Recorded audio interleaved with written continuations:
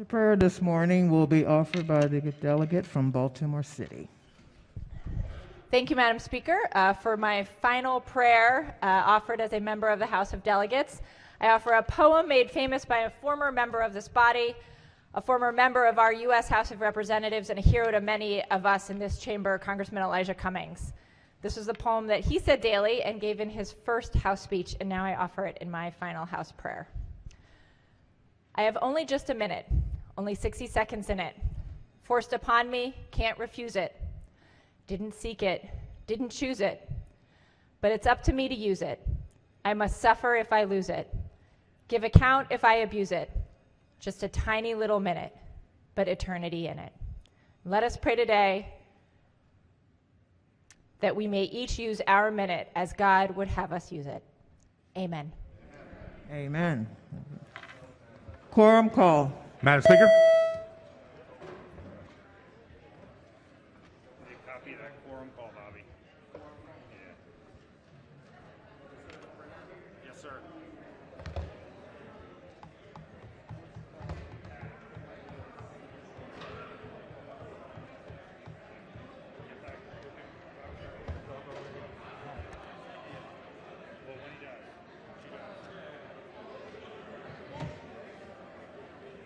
Has everyone recorded their presence?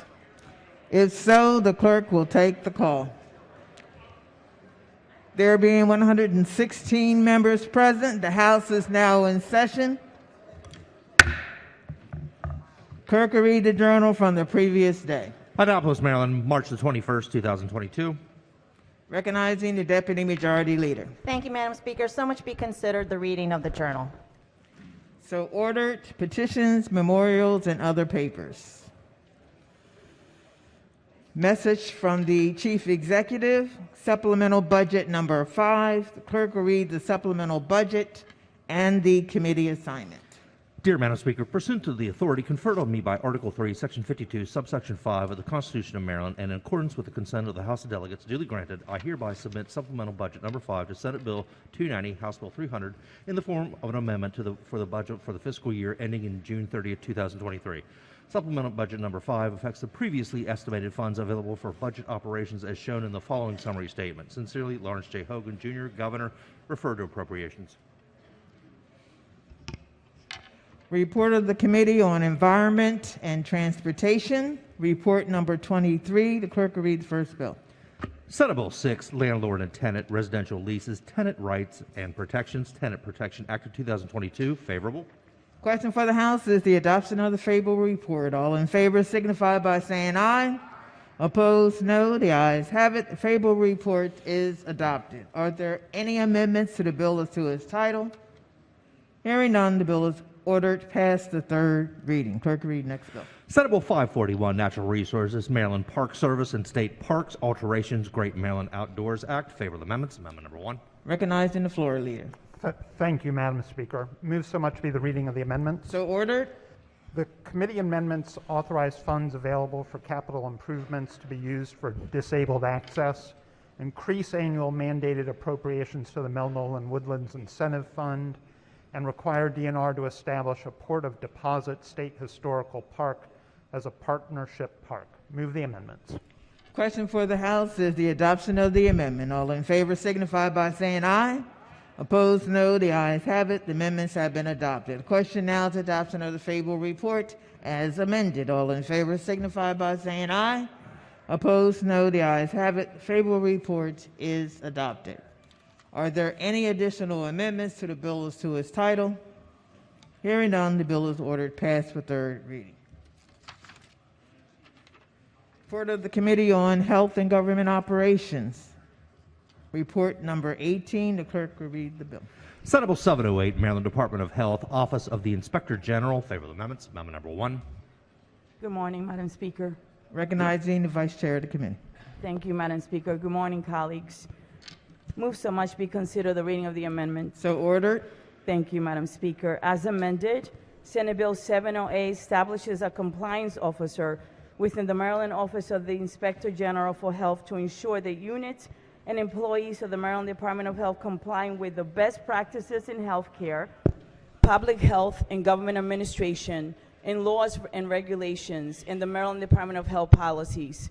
Within 30 business days after receiving a complaint of allegation, the Inspector General, the compliance officer, or a designated assistant to the Inspector General must respond to the individual who filed the complaint or allegation with a preliminary indication of whether the Maryland Inspector General for Health is able to investigate the complaint or allegation, and if not, the reason for not being able to do so, and the contact information for the Office of Legislative Orders Fraud Hotline.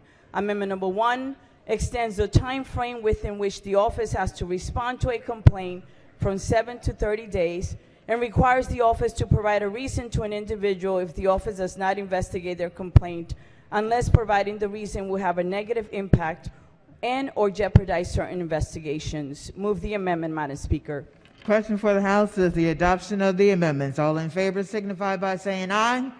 Opposed, no. The ayes have it. The amendments have been adopted. Question now is adoption of the Fable report as amended. All in favor signify by saying aye. Opposed, no. The ayes have it. Fable report is adopted. Are there any additional amendments to the bill to its title? Recognizing the gentleman from Talc. Thank you, Madam Speaker. I just have a quick question for the floor leader. Good morning. So if you have a complaint with a inspector, where the inspector is not following best practices, if you have a complaint against an inspector for not following best practices, generally harassing, using their position to harass different citizens for whatever reason, would the citizens be able to file a complaint against that inspector to this Inspector General? The compliance officer, this is what the bill does. It creates a compliance officer position. It says that the compliance officer shall ensure that units and employees of the department, so units, right, and employees of the department, comply with the best practices in healthcare, public health, and government administration, and laws, regulations, and department policies. So the bill basically applies to the units and the employees of the department. So it would be a disciplinary venue for the general public if there is a problem. It would not be, it would be for the people that are working in the department, because we had a whistleblower issue last year where they were vaccines, they were spoiled, so it will be for the people of the department, not for the outside. Right. So I think the answer to my question, could the public file a complaint, the answer would the answer be yes or no? 1 second.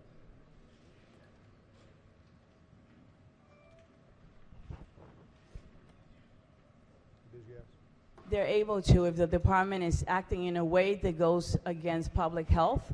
Okay, thank you. My pleasure. Are there any additional amendments to the bill or to its title? Hearing none, the bill is ordered past the third reading. Report of the Committee on Ways and Means, report number 20. Clerk, read the first bill. Senate Bill 181, Homeowners Property Tax Credit, Application Filing Deadline Extension, favorable. Question for the House is the adoption of the favorable report. All in favor signify by saying aye. Aye. Opposed, no. The ayes have it. The favorable report is adopted. Are there any amendments to the bill or to its title? Hearing none, the bill is ordered past the third reading. Clerk, read the next bill. Senate Bill 197, Homestead Property Tax Credit Program, Retroactive Qualification and Calculation of the Credit, favorable. Question for the House is the adoption of the favorable report. All in favor signify by saying aye. Opposed, no. The ayes have it. Favorable report is adopted. Are there any amendments to the bill or to its title? Hearing none, the bill is ordered past the third reading. Clerk, read the next bill. Senate Bill 201, State Department of Assessments and Taxation, Property Appraisal Aids and Record Retention, Microfilm to Digital Act of 2022, favorable. Question for the House is adoption of the favorable report. All in favor signify by saying aye.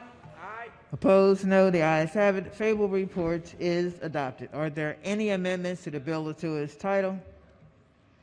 Hearing none, the bill is ordered past the third reading. Clerk, read the next bill. Senate Bill 204, State Libraries, Maryland State Library Board membership, favorable. Question for the House is adoption of the favorable report. All in favor signify by saying aye. Opposed, no. The ayes have it. The favorable report is adopted. Are there any amendments to the bill or to its title? Hearing none, the bill is ordered passed for third reading. Report of the Committee on Ways and Means, report number 21. The clerk will read the first bill. House Bill 1441, Anne Arundel County School Vehicles, duration of operation, favorable. Question for the House is the adoption of the favorable report. All in favor signify by saying aye. Opposed, no. The ayes have it. The favorable report is adopted. Are there any amendments to the bill or to its title? Hearing none, the bill is ordered passed for third reading. Clerk, read next bill. Senate Bill 349, Baltimore County Property Tax Credit for Homeowners Who Have Suffered a Hardship, favorable.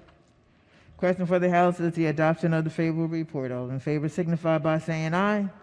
Opposed, no. The ayes have it. The favorable report is adopted. Are there any amendments to the bill or to its title? Hearing none, the bill is ordered passed for third reading. Clerk, read next bill. Senate Bill 539, Anne Arundel County Special Taxing Districts Exemptions, favorable. Question for the House is the adoption of the favorable report. All in favor signify by saying aye. Opposed, no. The ayes have it. The favorable report is adopted. Are there any amendments to the bill or to its title? Hearing none, the bill is ordered passed for third reading. Report of the Committee on Rules and Executive Nominations, report number 9. The clerk will read the bill.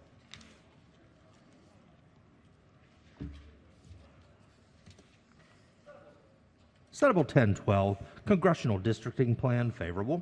Question for the House is the adoption of the favorable report. All in favor signify by saying aye. Opposed, no. The ayes have it. The favorable report is adopted. Are there any amendments to the bill or to its title? Hearing none, the bill is ordered passed for third reading. Report of the Committee on Economic Matters, report number 22. The clerk will read the bill. House Bill 1050, Prince George's County Alcoholic Beverages Licenses Limits, favorable.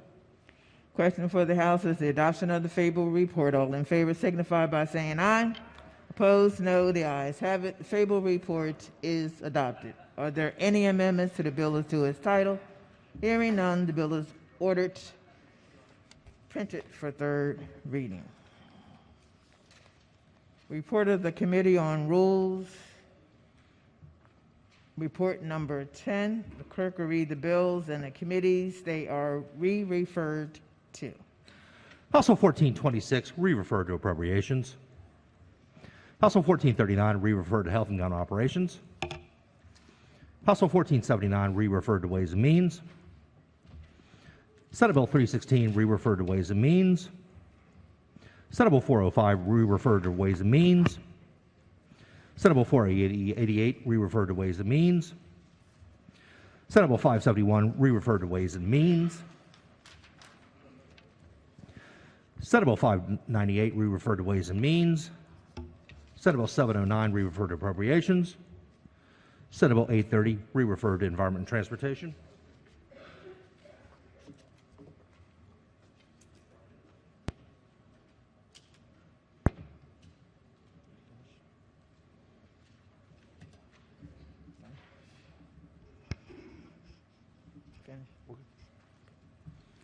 Special order calendar number 58. The clerk will read the bill.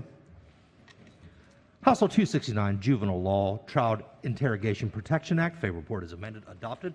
Recognizing the maker of the motion. Thank you, Madam Speaker. I have a couple questions for the floor leader. Floor leader. Good morning. How are you? Good morning. How are you? Very good. Could you please explain to me what the bill does? Sure. The bill does three things. The overarching parameter of protecting children against false confessions. So number one, it requires a notification, actual notification if possible, to parents when their child is under custodial interrogation, the location of the parents, as well as what they're charged with and how to get in touch with the child. The second thing that it does is it provides the Court of Appeals to establish Miranda warnings in a manner that a child can understand. And third, it also allows for, and most importantly, for counsel to be consulted before a child may be asked questions in a custodial interrogation. And so what are the mechanisms to ensure that counsel has the opportunity to speak to the child before interrogation? Well, there are several mechanisms. One, law enforcement, when they notify the parent could very well say, good, I've got my attorney, and that attorney is on the line. Or I've got my attorney, and I'm retaining this attorney for my child. Or if the child or the parent cannot afford to retain attorney, then they can be assigned someone from the Office of the Public Defender. If that's the case, the Public Defender's Office has mechanisms in which they can either come and be present, or they can be over the telephone, or nowadays, as we know, Zoom is our friend, and they could be available through Zoom. Sure. So does the bill define interrogation? And at what point does a police interrogation begin? The bill does not define interrogation per se, because courts define interrogation. In fact, what we state is custodial interrogation retains its judicially determined meaning that all the courts, not all the courts, but the courts have already defined custodial interrogation. There was a second part of your question? Well, and so, well, to follow up on that, so at what point would, according to the judiciary, would an individual be interrogated by, as the judiciary interprets? When the questions are questions that would lead to incrimination, because we have the lovely Fifth Amendment of the United States Constitution that states that we as individuals are protected against self-incrimination. And children are people too, so they are also protected against self-incrimination. So when the questions are no longer investigatory or investigative, or whichever one you want to use, then the issue becomes whether or not it is incriminating. So, but it have to be when they're in police custody, correct? They have to be in police custody, yes. At what point would somebody be considered in police custody? Well, I just answered. Well, there's a couple of things. One, when a child doesn't feel that they're free to leave, that's one. When they are told that they can't leave, when they are, in a confined area with a police officer, that would also be considered custody. So if I was law enforcement and I'm staying outside of school, and I see a girl sitting on the sidewalk crying, am I allowed to ask them a question? Because as soon as I approach them and begin to ask them a question, technically they're in my custody. Nope. So I can't ask them a question. Not at all. You can ask them anything. You can ask them, how are they doing? How's the weather? Are you okay? Is there anything I can do to help you? As a police officer, I'm here to protect and serve. I mean, there's tons of things that you can ask them. And as long as they're free to go, then that's fine. So they say, well, I just beat up somebody else. I got in a bad fight. I hurt somebody and I'm upset. What happens in that scenario? Well, if they say that, then you're now in the situation where they may have given, that sounds almost like a confession. So that's admissible under this bill? Well, it is a blurt, and so it would be admissible under this bill because they have already confessed on their own, and none of these, they hadn't been interrogated yet, and none of the parameters of the Fifth Amendment would have come into place, or the Miranda warnings would have come into place. But in this bill, doesn't it say an individual may not waive their right? Yes, it does state May that. not. Categorically may not. It categorically says that they may not waive their rights, but we also know that if the words have already been spoken, right, even before the interrogation began, there's nothing, that is already allowed. That is already judicially allowed. Okay, so what if a situation, let's take it up a notch. I see the girl sitting there. She has cuts on her hand and blood on her face. Can I ask her, now as law enforcement, I have reason to believe there may have been a crime committed, right? Say that last part. Could you ask her what? I see cuts in her hands and blood in her face, right? At this point, I have reason to believe there may have been a crime committed. May I ask them what happened? No, she would not be. You can ask her. The better question for a police officer to ask would be something of the sort of, perhaps did someone hurt you? Right? But as soon as she is the subject of the interrogation, that's when we must abide by Miranda, and we must give them Miranda warnings. So if I have reason to believe this individual has committed a crime, I cannot ask them if they've committed a crime. All I can do is now apprehend this person, take him into custody, and wait for an attorney to show up. That's absolutely right. And before you do that, you better give those Miranda warnings, and you So- better call that counsel. Absolutely. So, say it's 11 o'clock on a Friday night, and a lawyer doesn't show up till Monday morning. This girl has to be in custody all weekend? No. Because I don't have the information as police That to wouldn't unpack that this girl is maybe innocent, and without able to ascertain any information at all about the matter, I have to assume that this girl's committed a crime. First of all, I hope that a police officer would not necessarily use an assumption to determine whether or not someone has committed a crime. Okay, reasonable doubt. Yeah, we don't even need to use reasonable doubt yet. We must have a reasonable suspicion. We must have some probable cause in order to arrest that individual. So there has to be probable cause. You cannot just arrest someone simply because they're sitting on a curb with cuts on them. Okay? Because if nothing else, they sound like they're a victim more than a suspect. Let's take on another scenario. Say I'm a police officer, and I pull up on a vehicle with 4 kids in the vehicle, and there's a handgun in the middle of the vehicle.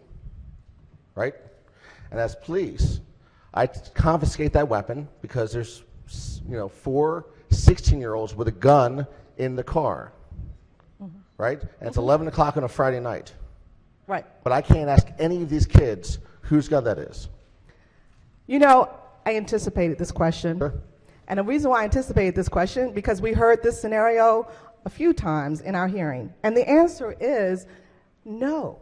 You cannot ask them questions if they are suspects in a particular crime, and they're being arrested, or they're being charged, or there's a reasonable suspicion or probable cause that they might have committed a crime. So in this scenario, one of those 4 16-year-olds might say, it's my weapon, and as law enforcement, I only have to take that one individual into custody. Under this bill, I now have to plug 4 kids into the criminal justice system. I have to apprehend or arrest all 4, detain them until an attorney arrives, which could be that evening, could be the next morning, or could be all the way to Monday. And now we've introduced 3 kids unnecessarily into the criminal justice system under this bill. Is there a question? I'm asking, is that the case? Not necessarily. And I say that as an attorney and also as a drafter of this particular bill. The reason why it's not necessarily because it's on a fact-by-fact case basis.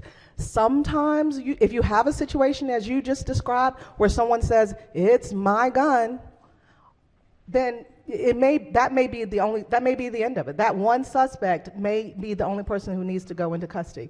However, if no one's claiming that they are the gun owner, and there's nothing obvious to show we're going to target this, one individual. Yeah, you're right. You may have to actually take all 4 of them into custody, and you may have to, oh my gosh, heaven forbid, utilize the U.S. Constitution, 5th Amendment, and read them their rights. And they may even, not may, but they will be afforded counsel. So, period. But in this situation, all 4 kids have to be taken into custody, put into jail, put into a holding cell until an attorney arrives, which who knows how long that could be, overnight or on a weekend. So we're unnecessarily and unjustifiably, and with the ability to completely avoid putting more kids into the criminal justice system.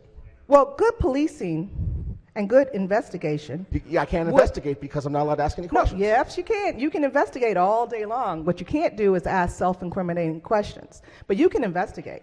You can ask that individual, for instance, let's use a different scenario because that one I've heard a lot of times, but you can ask an individual, did you see the fight? Okay? But it would be incriminating to ask the person, so how hard did you hit him? Let's go back to that original scenario that I talked about. Mm-hmm. I know we want to steer the conversation away from this, but this is the meat of the bill. This is the matter at hand. that if I'm law enforcement and I have 4 kids in front of me, and I can ask them a question to find out whose gun it is, and none of them admit to it, or even if one of them wants to admit to it, it's inadmissible. If I ask the question and they admit to it, I still have to take all 4 into custody because it's inadmissible. No, that doesn't. No. Yes, because I asked the question. I asked the question, whose gun is that? Right, and that's an he says it's investigatory mine. question. Why would you take the other 3 into jail when the one person has said it's mine? Because that question's inadmissible. So I'm not even allowed to ask that question. No. Okay, let's back it up. Let's back it up just for a second here. That question in itself is not inadmissible, okay? Here's the thing. If a person asks, if a police officer asks, whose gun is that? Well, first of all, he probably shouldn't have done that, right? Because now that is a self-incriminating question. However, if an individual says, it's mine, there is no reason why you would take the other 3 in. You would take the one, and then we'd go from there, and we have many parameters in place, and they would be afforded the right to talk to counsel. They would be afforded their Miranda warnings. And then later, there would be a suppression hearing, and yeah, you're right, it probably would get thrown out because they did ask that question. But that's way down the line. But we've still had to plug more people in the criminal justice system. We didn't need to. My next question is, say there's a Only situation. one. They say there's a situation here, another situation, where there's a young girl, and law enforcement walks into a room, and it's clear there's an adult human trafficking this girl, right? As law enforcement, can I ask them what they're doing under this bill? You're asking the adult or you're asking the child? I'm asking the child. Is a child suspect? Potentially. How they're much? the one performing How much the is act. that potential? That all becomes the question. They're the one performing the act, so yes. Excuse me? They're the one performing the act, so yes. If that child is a suspect, then that child is afforded the rights under the U.S. Constitution, and they are afforded Miranda warnings, they are afforded a right to counsel. What this bill does is, the goal is to eliminate, or at least do all we can to prevent false confessions. And so what we want to do is make sure that the child, first of all, even understands what Miranda rights are. Okay. Second, we want to make sure that that child understands that that they have the right to counsel, so much so that they can actually pick up the phone and talk to counsel or have a video conference with counsel, because that's what the Constitution requires with respect to the ability to talk to counsel before you are arrested. We already know that children or individuals are not required to assist in their own investigation. Children are people too. The data shows that children do not understand Miranda warnings, and that 36% of the exonerees who have already been arrested and should not have been arrested under the age of 18 at the time of their alleged offense falsely confessed, right? They do not always understand the difference between WAVE and WAIVE. In fact, testimony from the public defender's office said that one child thought waiving his rights literally meant to wave his hand. Children lack the experience, developmental maturity, and judgment to appreciate the long-term consequences or implications of their actions. And sadly, students with disabilities were referred to law enforcement 16% more often than students without disabilities. Furthermore, other states understand the data and help in how to prevent against false confessions of children. For example, North Carolina, General Assembly voted 108-1 that said, and their bill said, when a child is less than 16 years of age, no in custody admission or confession from interrogation may be admitted into evidence unless the confession or the admission was made in front of the child's parent, guardian, custodian, or attorney. Now that was back in 2015, 7 years ago. Several other states have strong protections against self-incrimination for children, and here's a list of them, a few of them: Alabama, Arkansas, Missouri,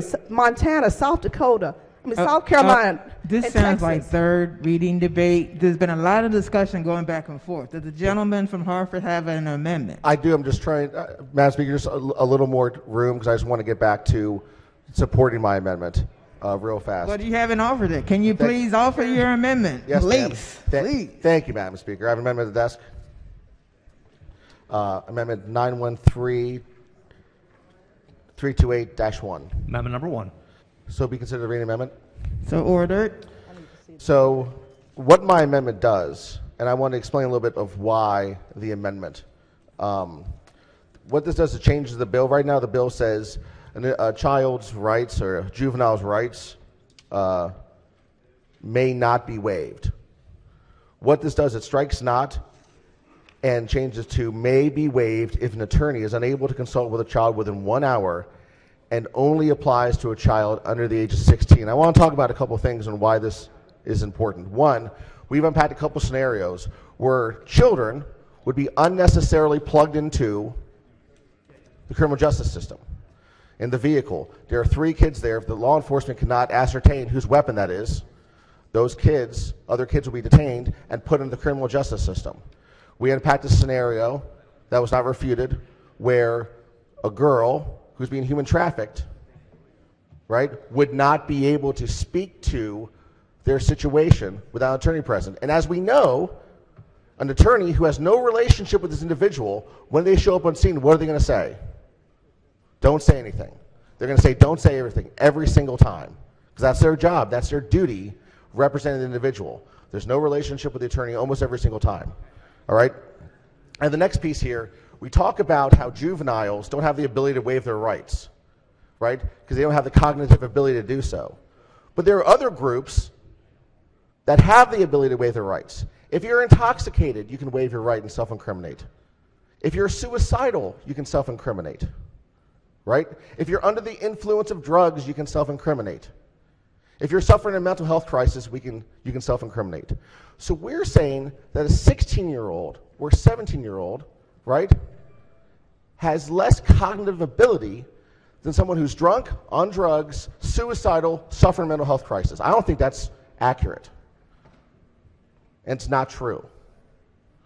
We're creating a separate class of citizen in this bill.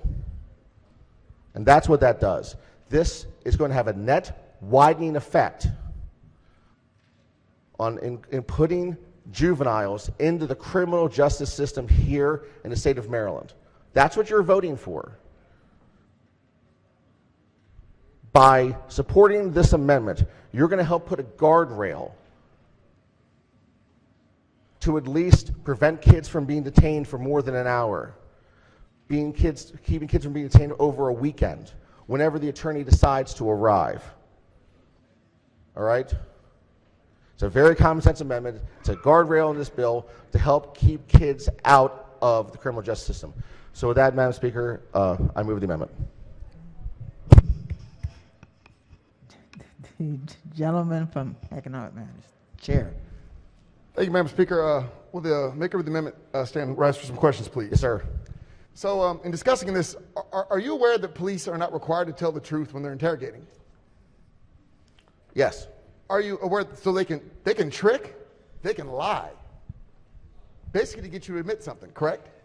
Sure, but I wouldn't impugn their integrity off the bat and assume they're going to do that. This is facts and case law. Sure. They are specifically allowed to lie, to tell you that they have you on videotape, that they have your fingerprints, that your friend just ratted you out.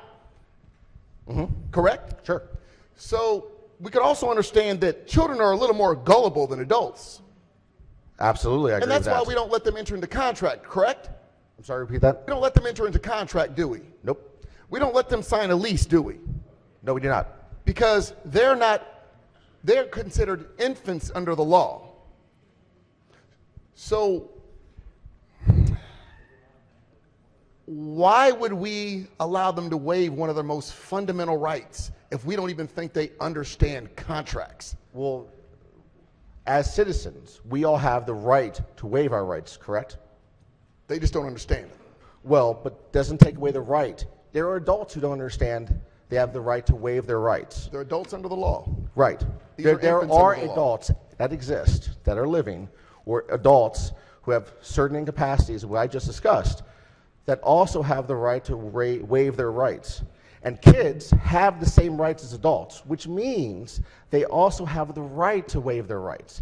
It may not be perfect, but they also have the right to waive their rights under the law. And the problem is not that they don't have a right, it's that they don't understand that right, which is why I call them infants under the law, which they're treated as summarily almost throughout our legal system, except for here. And you stated, like basically that you can't ask a question. But to be clear, a cop can ask any question, correct? Under this bill. Sure. In fact, they can ask, where's the gun? Right? Sure. But and if they say yes, it's just inadmissible.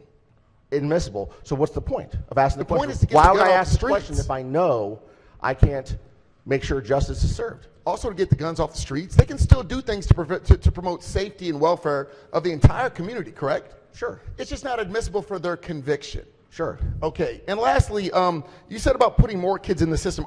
It is your understanding of the legal system and law enforcement that if there are 4 children in a car and 1 gun, and one person says it's mine, that's the only person that's going to get arrested right now. That's a blurt, right? But No. Even if they're asked, do you really Sure. believe? Not they're interrogated. Whose gun is this? One person says yes. Is it your understanding of our current legal system that that's the only guy that's going to get arrested? But for me, as law enforcement, I'm not. If I know I can't ask this question, I want to follow the law. I'm not going to violate this law by asking that question. I don't think you understand my question. Why would I break the law by asking this question? But I don't think you understand my question. I do My understand. question is, are you purporting to the body that if one person volunteers and said, hey, that's my gun, that the other 3 are not going to be arrested? If somebody volunteers that, yes. That the But in the cops- scenario we discussed, none of them volunteering because they're covering for each other. That's not my question.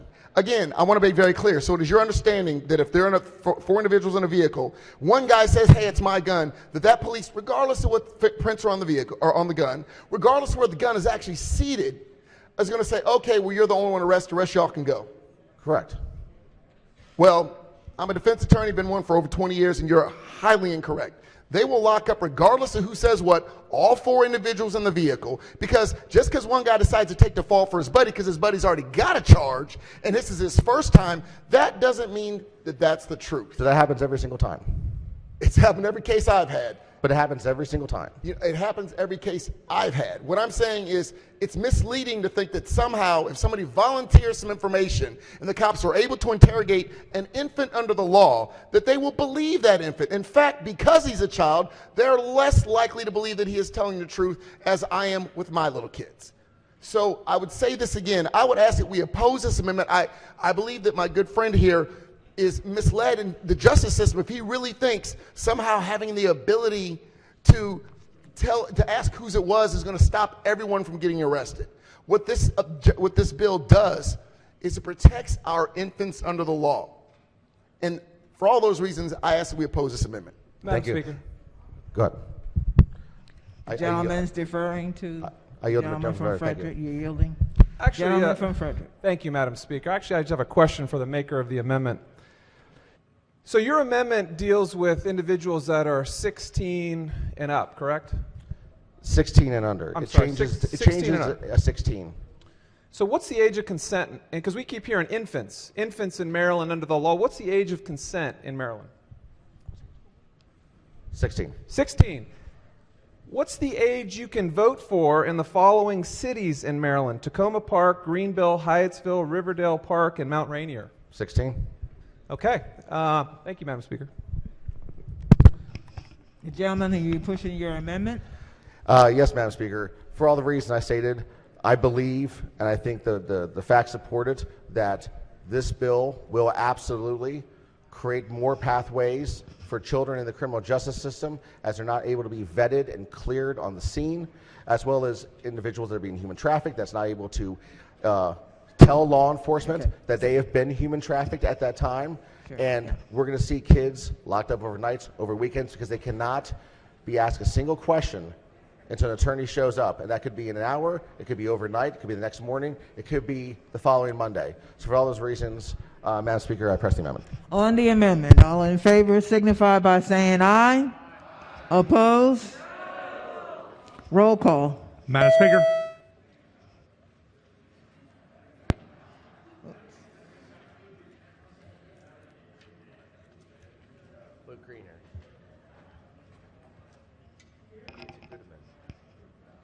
Everyone out of the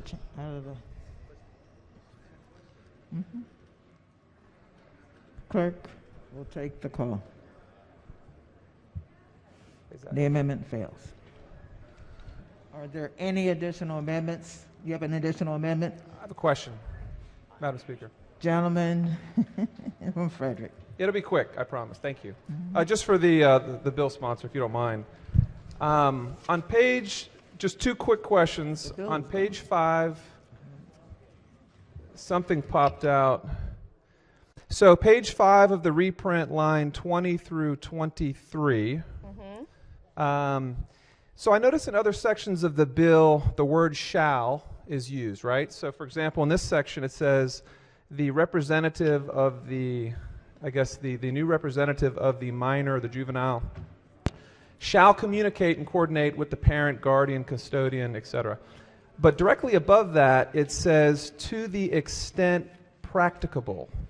So I'm just curious, because it's very rare that you see the word to the extent practical and then underneath that shall. So what does to the extent practical apply to? Could you give me the line on page 5? Sure. So it is line 20 through 23, page 4. I apologize. Page 4 of the reprint.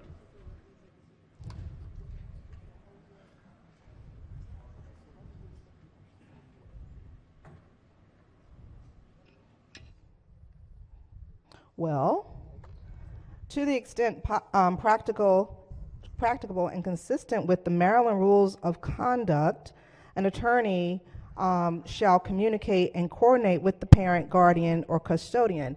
If the parent cannot be reached, if it is too difficult to, if they can't be reached or they don't want to talk to counsel. So we have to have language like to the extent practical. So that's what it means. If you can talk with the parent, guardian, or custodian, meaning the attorney, then that's what you're supposed to do. But if you cannot, because of practical reasons, then we put that parameter in there. Because the way I read it, it almost looked as if to the extent practical applied to whether the attorney had to follow the model rules of professional conduct. Because underneath it, it says that the attorney shall contact with the parent, guardian, et cetera, et cetera. So, I mean, can you just confirm on the record that the to the extent practical applies to whether they're trying to get a hold of the parent or guardian versus whether they're actually required to follow the model rules of professional conduct? Well, if they want to keep their license, they are required to follow the model rules of conduct, the Maryland Rules of Conduct. It is definitely, and I very clearly see it as applying to communicating with that parent, guardian, or custodian of the child. That's very clear. Quick read may have given you a different interpretation, but if you read it very closely, it's very clear that the practicable and language is applying to the communication with the parent, guardian, or custodian. Okay, and that eliminates an amendment on my part. Thank you for that. And then the last question I have, and this is an easy one. So same page, line 28, it says, under this section or is charged as an adult. So can you just remind this body what sort of offenses juveniles can be charged for as adults? May I defer to the chair, Madam Speaker? Chairman of the committee. Your question again is what charges? What offenses can a juvenile in Maryland be charged as an adult for? It depends. It depends whether they're 14 or 15. They can be charged with the most serious of serious crimes, including murder and rape and other first-degree sex offenses. And then from 16 to 18, it includes, or 16 and 17 years old, it includes other charges ranging from the wearing and carrying of a handgun and possession and some handgun crimes through armed robbery, armed carjacking, and other similar violent crimes. Okay, so this isn't a bill that would prohibit a law enforcement officer from asking a juvenile about, let's say, stealing candy. This would also apply to a law enforcement officer asking juvenile questions about, let's say, first-degree murder, first-degree rape, kidnapping, carjacking, violent sexual offenses, things of that nature. Again, the point of the bill is that we're making sure that children who are being interrogated related to a crime are aware of their rights and that their parents are there or have been contacted so that they know that their children are being interrogated. Whether that crime is for shoplifting or for first-degree murder, it doesn't matter. This is their constitutional rights at issue, and that's why we've set out the parameters that we have in the bill. Okay. Thank you, Madam Speaker. Thank you, Delegate. Thank you, Mr. Chairman. Recognizing the Minority Leader. Thank you, Madam Speaker. I have an amendment at the desk, 723020/1. Amendment number 1. Thank you. Move so much be considered the reading amendment. So ordered. The amendment that I have to offer to this bill, we've had quite a bit of debate about it today, relates to something that I think I talk about probably too frequently: consequences. There has to be consequences. So when you are a juvenile and you commit a crime, particularly a serious or significant crime that hurts someone else, may hurt your kid, my kid, another juvenile, may hurt an elderly lady, may hurt anybody.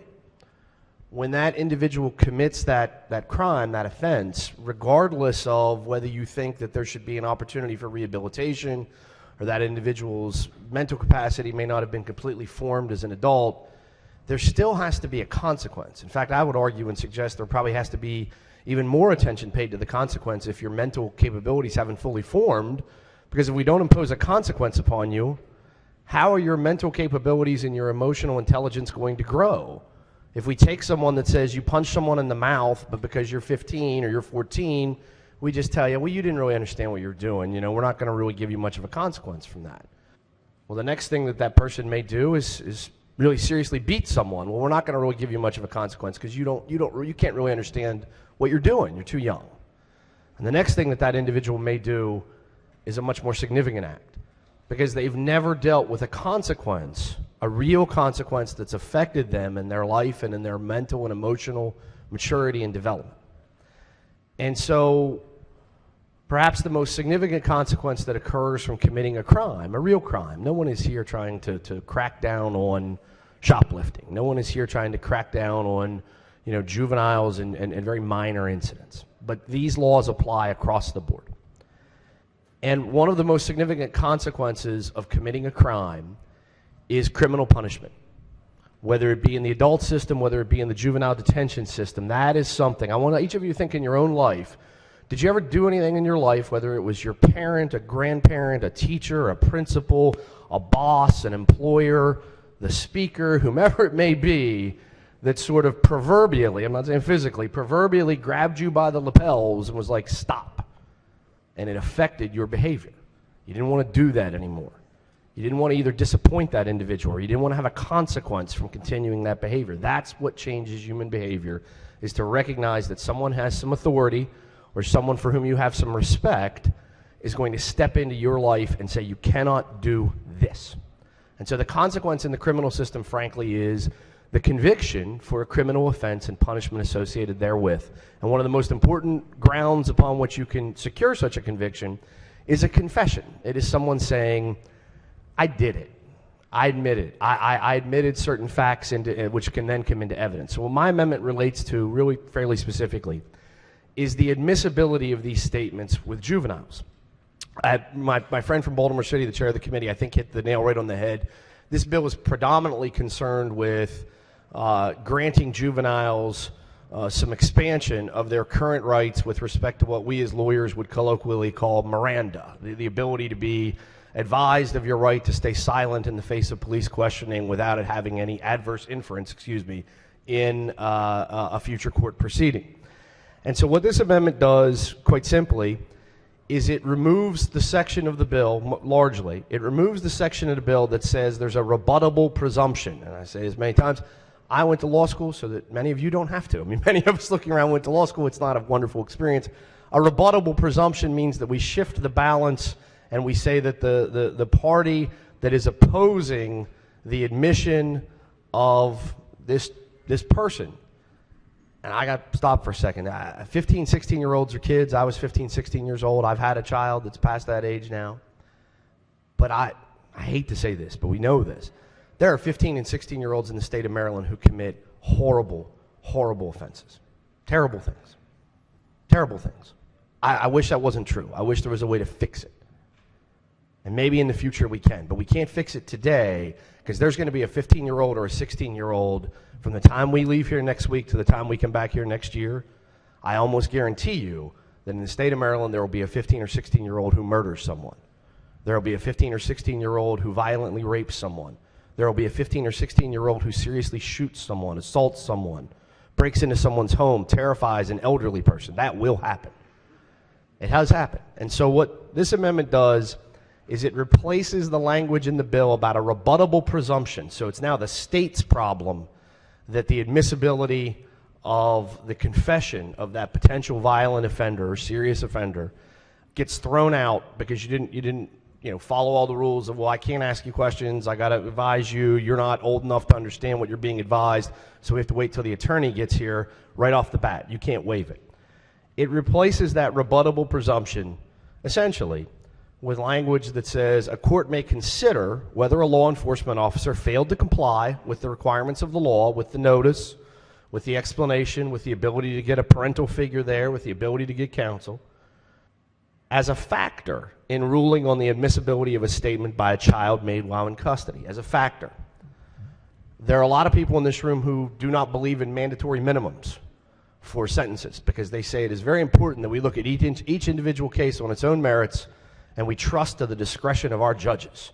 And let that judge, he or she, decide what the sentence should be and let them evaluate that person in the totality of that person's unique and individual circumstances and make that decision. That is the exact same logic that I'm trying to present to you today. Rather than start off and say it's a rebuttable presumption and we've already tilted the playing field towards inadmissibility, let an individual judge look at the totality of the circumstances of what the law enforcement officer did, what the circumstances of the arrest or the situation were, what the juvenile defendant said or did, or what the other juvenile defendants didn't say or do, and make an individualized determination about the admissibility. This may seem like an esoteric and very legalistic argument, and it probably is. But there's a chance that it may be the difference someday between a juvenile defendant who commits a serious and terrible offense being let go, being back on the streets, not learning the consequences, and doing it again. There's a chance that perhaps just by this simple amendment, that's the key word of the day, simple amendment, we could change that. We could make it a little bit better, a little bit easier for people who really do commit serious crimes and who really do have the capacity to understand what they're doing. It may be a little bit easier to get them the type of consequences that not only protect all of us, but may turn their life around too. That's the hope, at least. And with that, I'd move the amendment. Thank you, Madam Speaker. Madam Speaker. The sponsor of the bill. Thank you, Madam Speaker. This actually isn't a simple amendment. What this amendment does, with the very words "may consider," it essentially weakens the entire bill and therefore weakens the protection of children. We have suppression hearings for the very reason of situations where there have been, where law enforcement has not followed the technical parameters of the law. This bill cannot be, the factors that are listed in this bill are not optional. They cannot be optional. It cannot be optional to contact the parents' the children's parents, notify them. It cannot be optional to give a child a right to speak with counsel before they are interrogated. So, ladies and gentlemen, I urge you to resist this amendment. Also, with respect to the rebuttable presumption, let's talk about that for just a quick second. The law enforcement must willfully fail to comply with the with the requirements of that particular section. That's a high bar. They have to willfully do this. It's not just a mistake, and that's why we put that language in there, because we understand that when it comes to these types of matters, sometimes there could be very well a mistake. But when it is willful, we must protect our children. We must give them the rights of the U.S. Constitution, and we must do it here in Maryland as other states have done. I urge you to resist the amendment. In closing, Madam Speaker, I would. In closing. Thank you. Thank you. I would agree with my friend from Anne Arundel County that the amendment does weaken the bill, because I think the bill needs to be weakened. Because I think out of an abundance of good faith, I'm sure from the sponsor and the advocates of the bill, we've tilted the playing field, as we do, frankly, far too often in this room. We've tilted the playing field, to the criminal defendant. We've tilted the playing field to the potential, not all the time, but potential violent offender. There's nothing wrong with having a fair playing field. We understand what the Fifth Amendment means. All of us that are lawyers in this room understand it and respect it and venerate it, and we should not be trying to abrogate it. But we're not. There's not any, this bill is not in response to someone saying, hey, what you're doing is completely in violation of the Fifth Amendment. A court already has the power to do that. If the court finds that what a police officer did in an interrogation is already in complete violation of the Fifth Amendment, they have the ability to do that, to strike that confession now, or that information or evidence now. What this bill is doing is, again, pushing the playing field toward the favor of the criminal defendant. And all the purpose of the amendment is trying to bring it back a little bit to look at the overall circumstances. But I appreciate the difference of opinion and the legalistic technicalities. I would move the amendment. Thank you, Madam Speaker. On the amendment, all in favor signify by saying aye. Aye. Opposed? Roll call. Madam Speaker.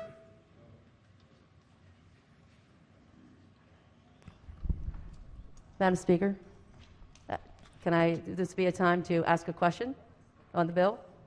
No, we're about voting, so. Okay, thanks. Clerk will take the call. The amendment fails. Madam Speaker, would this be the appropriate time? Go ahead. What do you want to say? Thank you, Madam Speaker. I don't know. I guess the but the bill is this gone. bill sponsor, The would amendment please is rise gone. for a question, or Bill is still there. Sure. Just for clarification purposes? yes. Okay. Yes. So a lot of the stories and the back and forth, that we heard, it was mostly like a cold call. So a cop, saw a group of, teenagers and then just stopped for whatever reasons. Does this bill also affect, like if it was a 911 call and we already know the description from the dispatcher was that there was a crime done, whether it was a murder or stabbing or what have you, and they knew that it was multiple young teenagers or what have you, underage that we're talking about in the bill. There were multiple, and then all of a sudden the police is called to the call, and then there's one person there. Now he already knows there's two people or more involved in the situation because that's what came out on the call. That's what the victim may have already told them. Mm-hmm. So does it change the questioning that police officer can do at that time to try at that point to find the second perpetrator? Because, if you wait and you don't ask, then that second person is long gone. No, it doesn't change it at all. So what type of questions can they ask? Or do they have to take that person back to the police station, call the lawyer, and do everything? No. The police officer, as I said before, can ask questions that investigative type questions. So, for instance, if the police officer, I'm not a police officer, but I'll try to give you an example. If the police officer said something of the sort of, So pretty much in the heat of trying to find a criminal, you're going to make that officer kind of, okay, what question can I ask? What can I ask? Well, no, let me answer your question, please. I'm not a police officer, as I said. The police officer has been trained, will have been trained, and will know, based on this particular bill, that, and as they already know, because the Fifth Amendment is not brand new, they already know the types of questions they can ask. This bill doesn't change the type of questions. So let's make that really clear. This bill doesn't change the type of questions. Investigation is investigation all day long. What it does is it enhance the level of protection that a child would receive with respect to their mommy and daddy or whoever their custodian is, and with respect to the right to counsel, which they are already afforded. So that type of question is really not the issue of the bill. It's not. Okay, thank you very much. I appreciate your answer, but I do feel that this bill will definitely jeopardize possible other victims because that perpetrator is still out there, could go back to that home or what have you, and you're really tying the hands of the law enforcement to try to get to the bottom line of the crime. Thank you very much. Thank you, Madam Speaker. Are there any additional amendments to the bill or to its title? Hearing none, the bill is ordered printed for third reading. Special order calendar number 59. The clerk will read the bill. Senate Bill 275, Labor and Employment, Family and Medical Leave Insurance Program, Establishment, Time to Care Act of 2022. Favor report is amended and adopted. Madam Speaker. Are you speaking for the maker of the motion? No, sorry. Okay. That would be our minority leader, who's all right.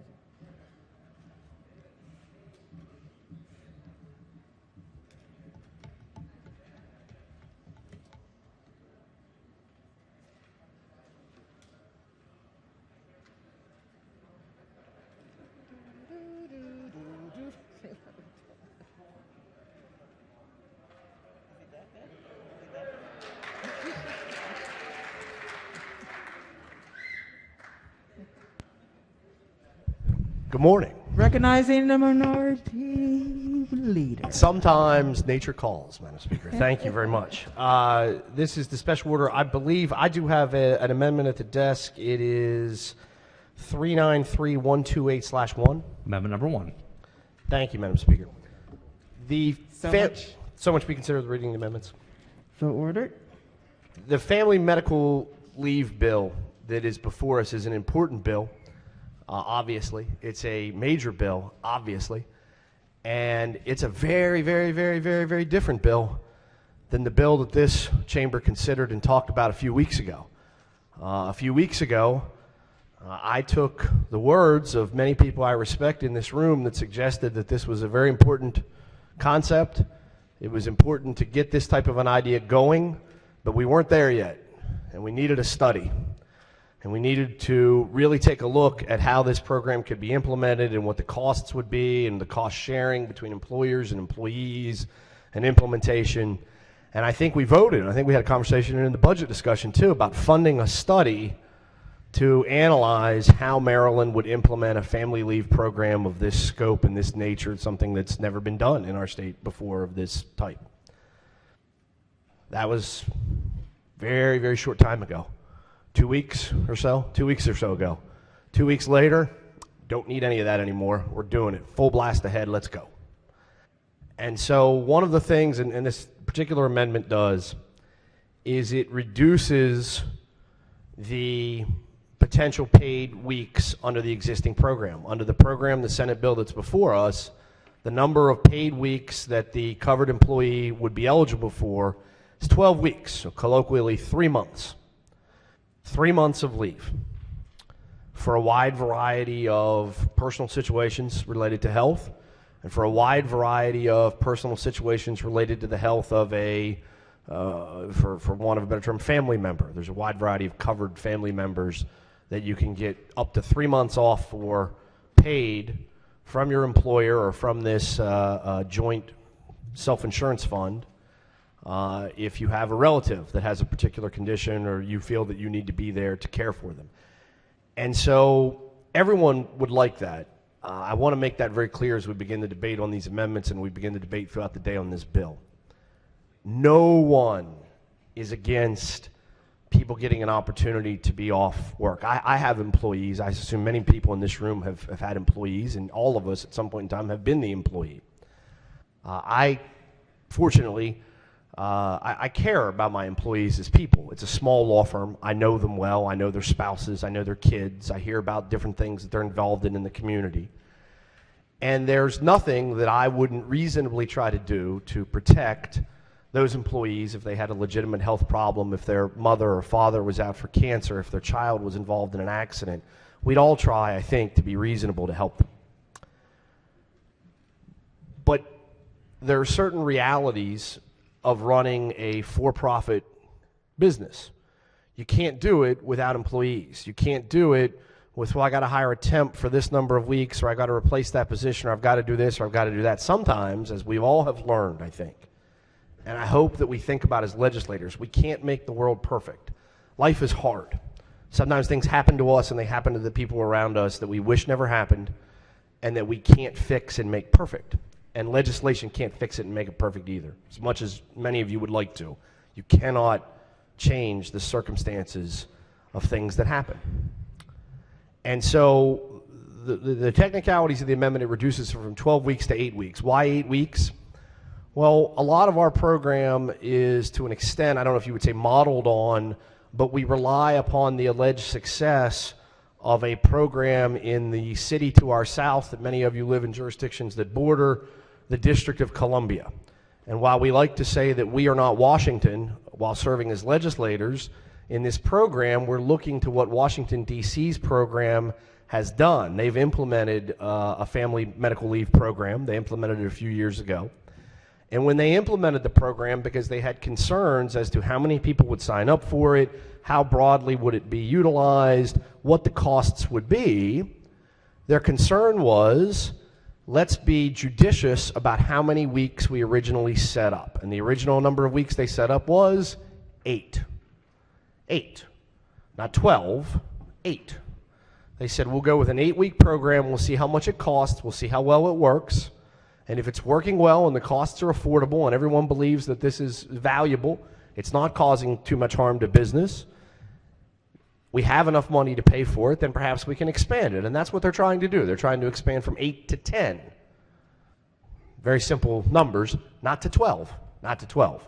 So if we're saying, well, we're going to look to Washington, D.C.'s program as a template or as a model of success, then let's try to stay in line with what they did about what one of the major factors is, which is how many weeks you're giving, because that affects the costs to the program, and it affects the inherent costs on employers, not costs out of their pocket, but the cost of the employer's ability to do their job. There are employees that you need to be there to do their job, and if they can't be there for 3 months, then you have to take that into consideration. Some employers will say, you are so important, or this job is so vital, no one could do this but you. I'm going to have to figure out a way to get by without you for 3 months.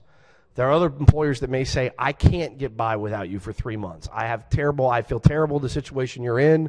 I want you to take short-term disability if that's offered. I want you to take something else, but I can't staff you up. I can't change this for 3 months. I'm going to have to move on. I'm going to try to work with you the best I can.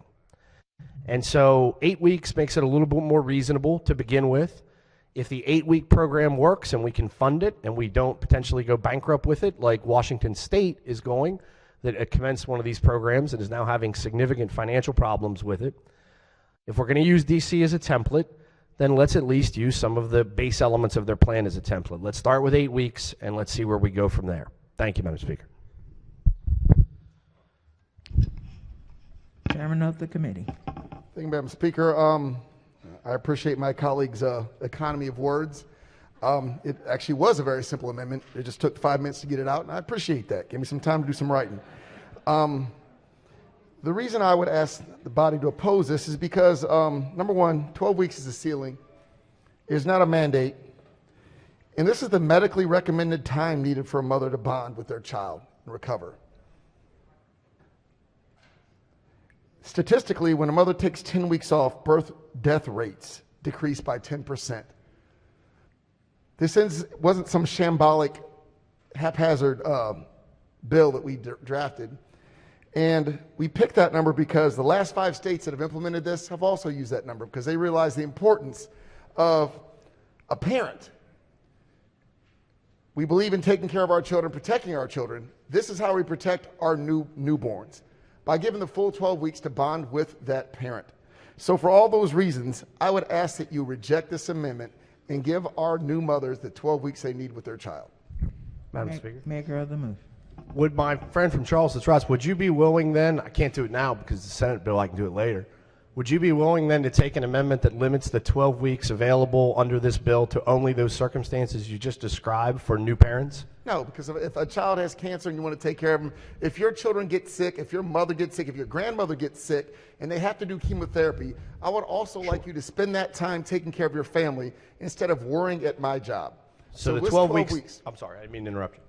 But you were. No. But so this 12 weeks, again, is Now a solid number for our parents, for our new parents, but it's also a working number for the individuals going through these tragedies. We want to make sure they have that time.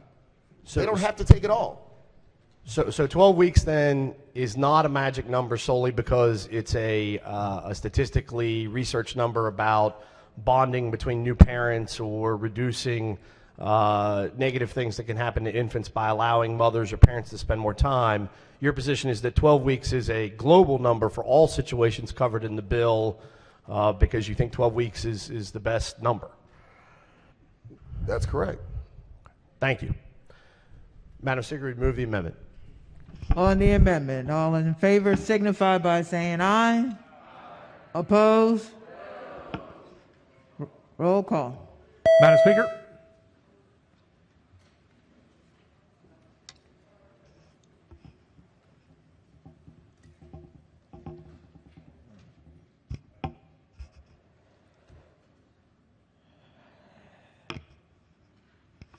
You're standing for what reason?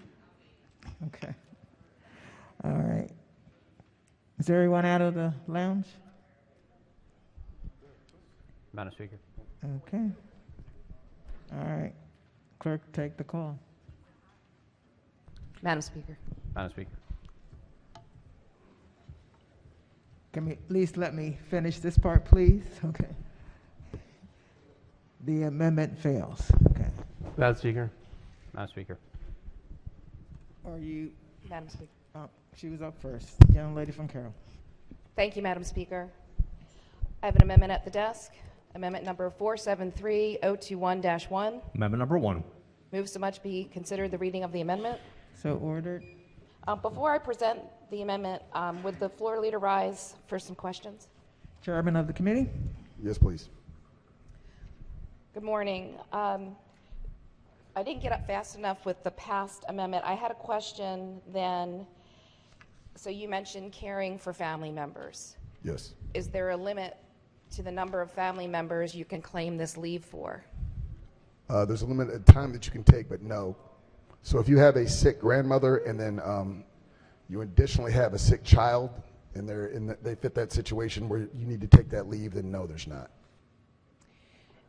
Is there a definition of what family members would qualify to get that care and the employee would take that leave? So is it grandmother, great-grandmother? No, it's grandparents, siblings, children, obviously adopted and foster children as well.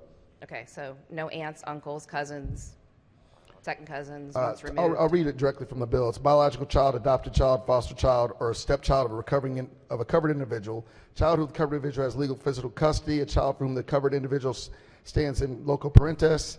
Biological parent, adoptive parent, foster parent, step parent of the covered individual, or the covered individual's spouse, legal guardian of the covered individual, or the ward of the covered individual. Individual acting as parent and local parentis for the covered individual, spouse of the covered individual, biological grandparents, the adopted grandparents, foster grandparents, step grandparents of the covered individual, biological grandchild, adopted grandchild, foster grandchild, step grandchild, covered individual, biological sibling, adopted sibling, foster sibling, step sibling of the covered individual. Thank you for the answer. It's a big bill, a lot of questions. If someone was going to claim this benefit, is there medical paperwork required to qualify? Yes, it has to be certified by the state. There's with specificity of the treatment that's required. It has to be consistent treatment that's required, either a doctor or a medical caregiver. So it can't just be a runny nose. Okay, and this is going to be submitted to the Department of Labor? That's correct. Or if they find somebody else to stand in their place, yes. Okay.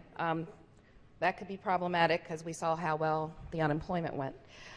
Okay. We also have we have a study required to make sure the Department of Labor can handle this, being done by DLS, and we're allowing RFPs to be used in addition to allow individuals, third-party companies that actually have past proven performance to participate if the state so chooses.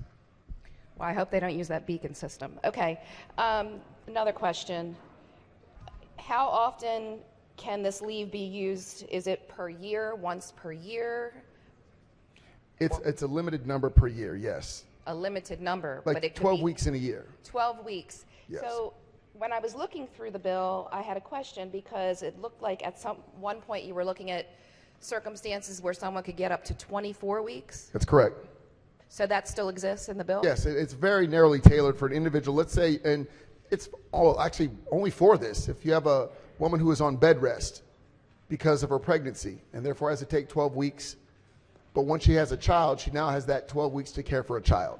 This is narrowly targeted for individuals who've had troubled pregnancies to ensure that although they've been bedridden or whatnot, that they still have that time to take care and bond with their child.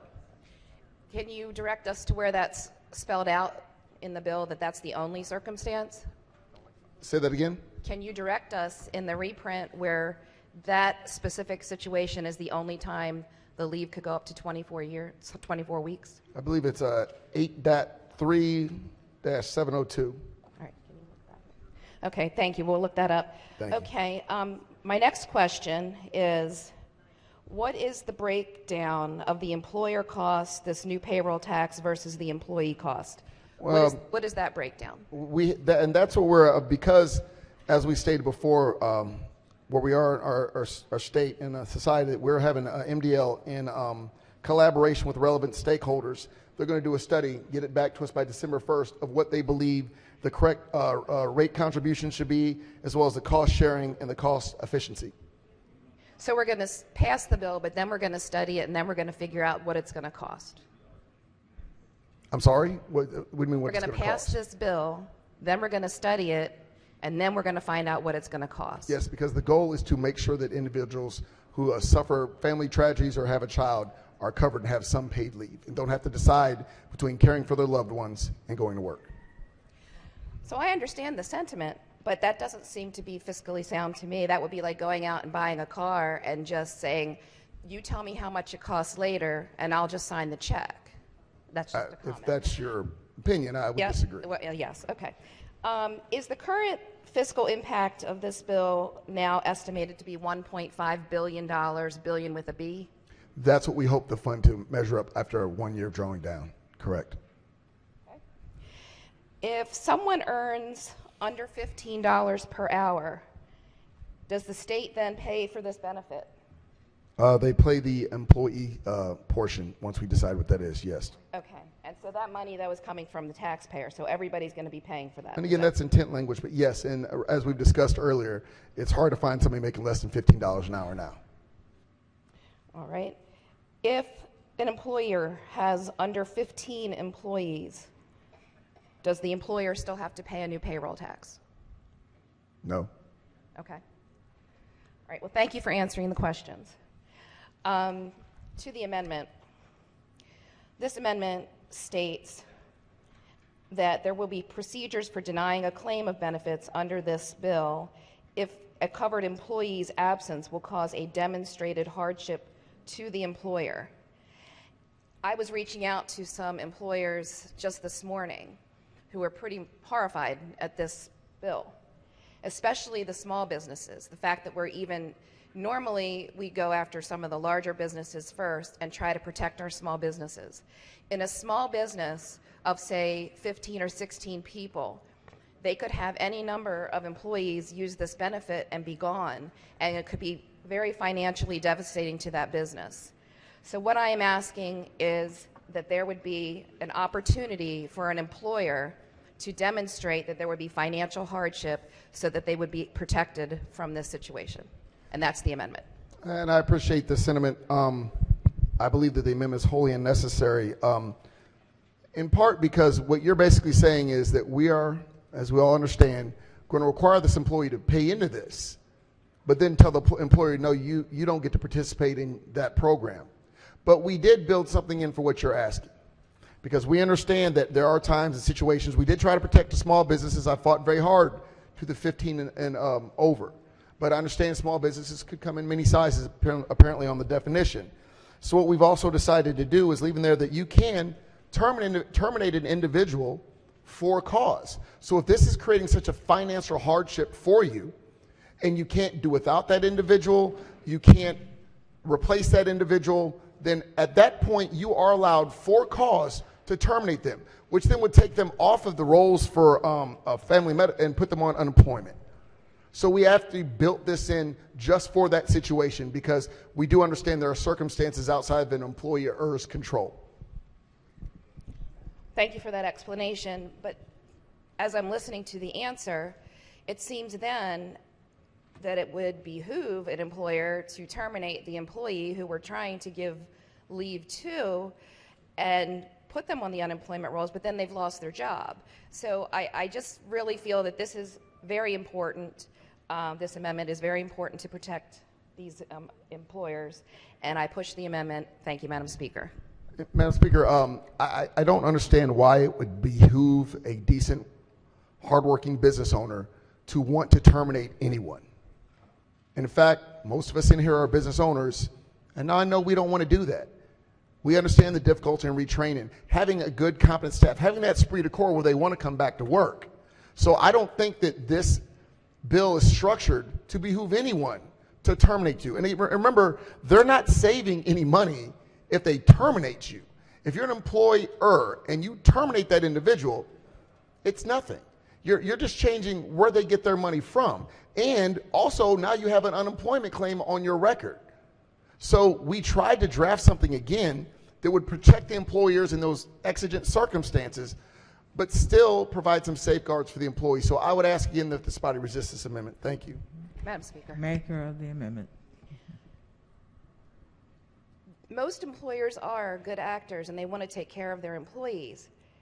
This particular amendment in particular helps protect the employer and the employees, because I'm telling you, I've heard from several businesses. So you have 17 landscapers. 2 of them take this leave in the busy season. They now still have existing contracts, existing work that needs to be done. So now they're going to have to go out and hire someone else temporarily, hopefully, until that person comes back. That is a hardship. So you're putting an employer in the situation where maybe they wouldn't have terminated them, but now they're going to because of the financial hardship. So for that reason, I press the amendment. Thank you. And Madam Speaker, I would just lastly say that in situations like that, they're not coming back anyway. Again, these are serious health concerns and health conditions, family issues. So you're going to be missing those 2 people regardless of whether this takes effect or not. We're just trying to create a way for them, a pathway for them to come back. Yes, I agree. I just lost one of my paralegals because she's pregnant. And it is difficult for me because I have to find somebody to temporarily replace her. Yes, but that's now. That's happening right now. This bill isn't in effect. So we're just trying to give her some succor and at least some kind of pathway so she can still collect money if this bill were to take effect. Again, this bill doesn't change that outcome. Those 2 people that need to take this leave are still going. And that employer is still going to have to go out and find 2 new people, 2 new temps to replace these. So I don't believe, again, that this bill misses out on what you're saying, and I believe the amendment is wholly unnecessary. Thank you. I press the amendment. Thank you. On the amendment, all in favor signify by saying aye. Oppose? Roll call. Madam Speaker.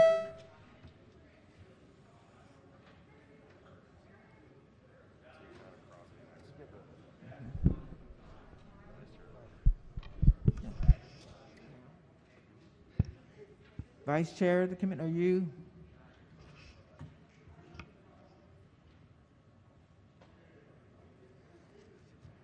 Clerk will take the call. The amendment fails.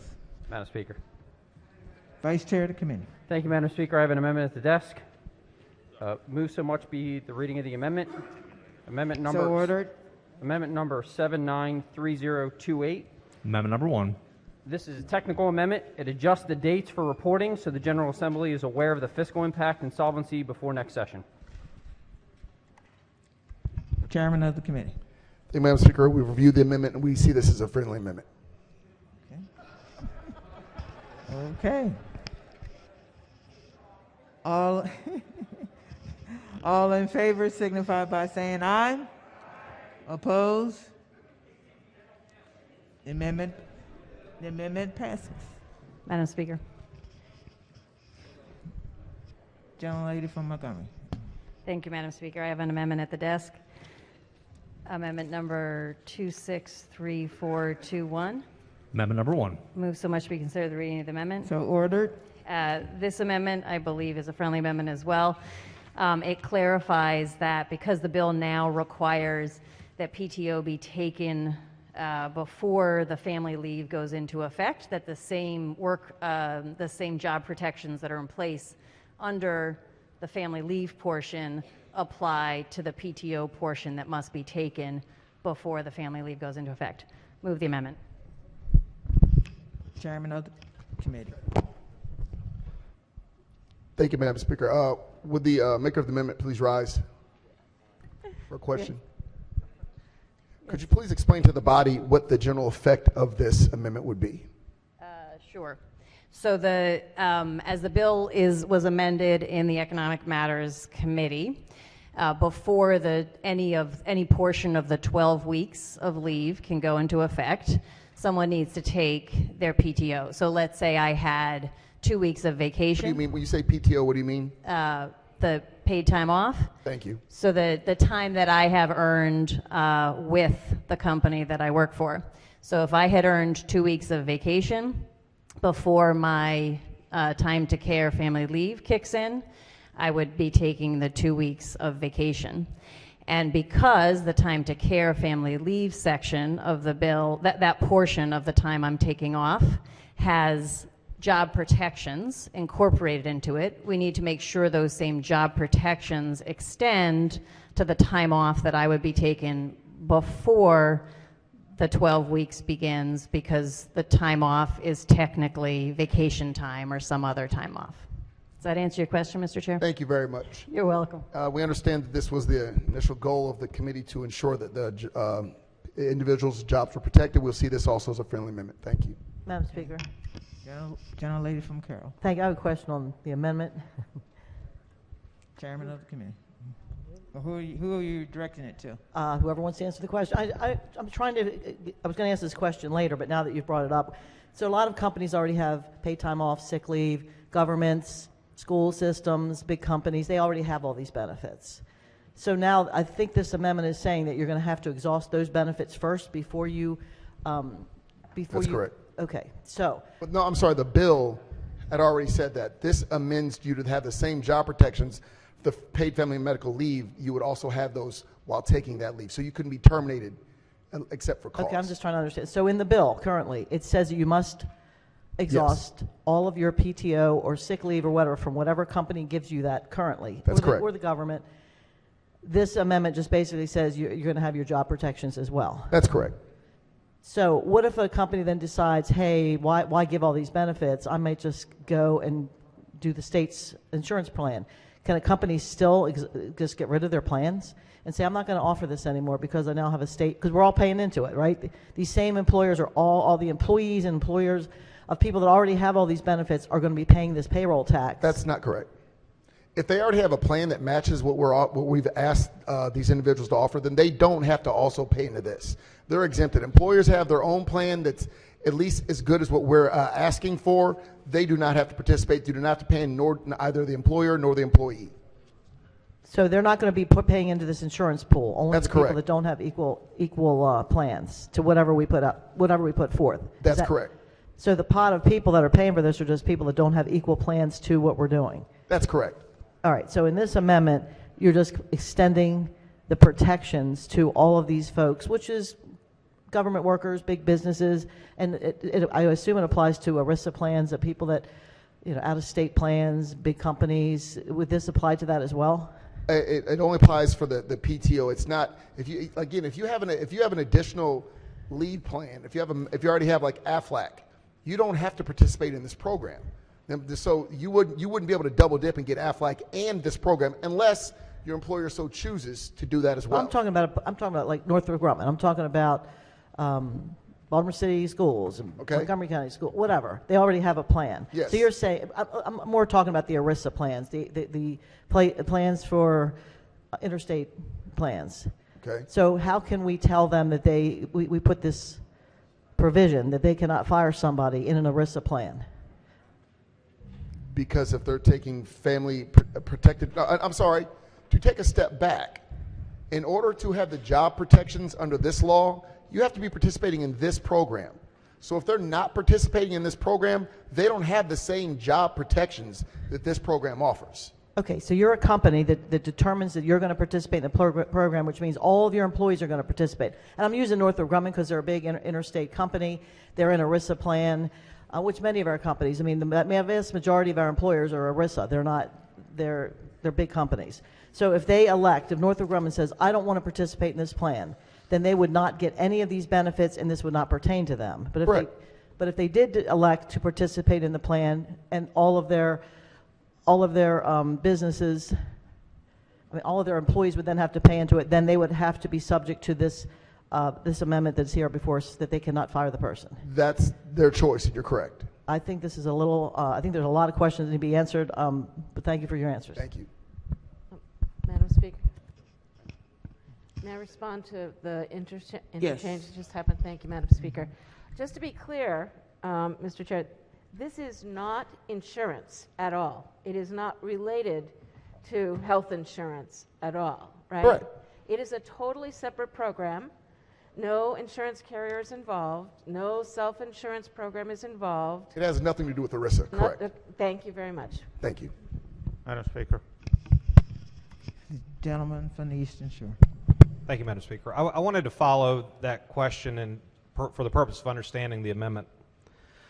So if I work for you, Mr. Chairman, and I have earned 2 weeks vacation, I've earned the Sick and Safe Leave Act, I've accrued all that, and then I need to take 12 weeks of leave in the spring.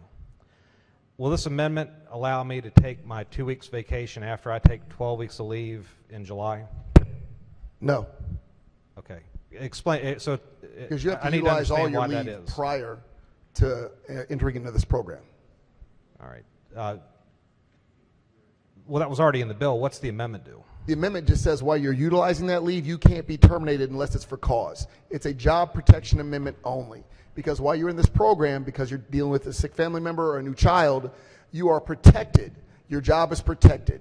So we just wanted to equate any leave you took for caring of yourself or a family member that your job is protected. Okay. Thank you. Madam Speaker.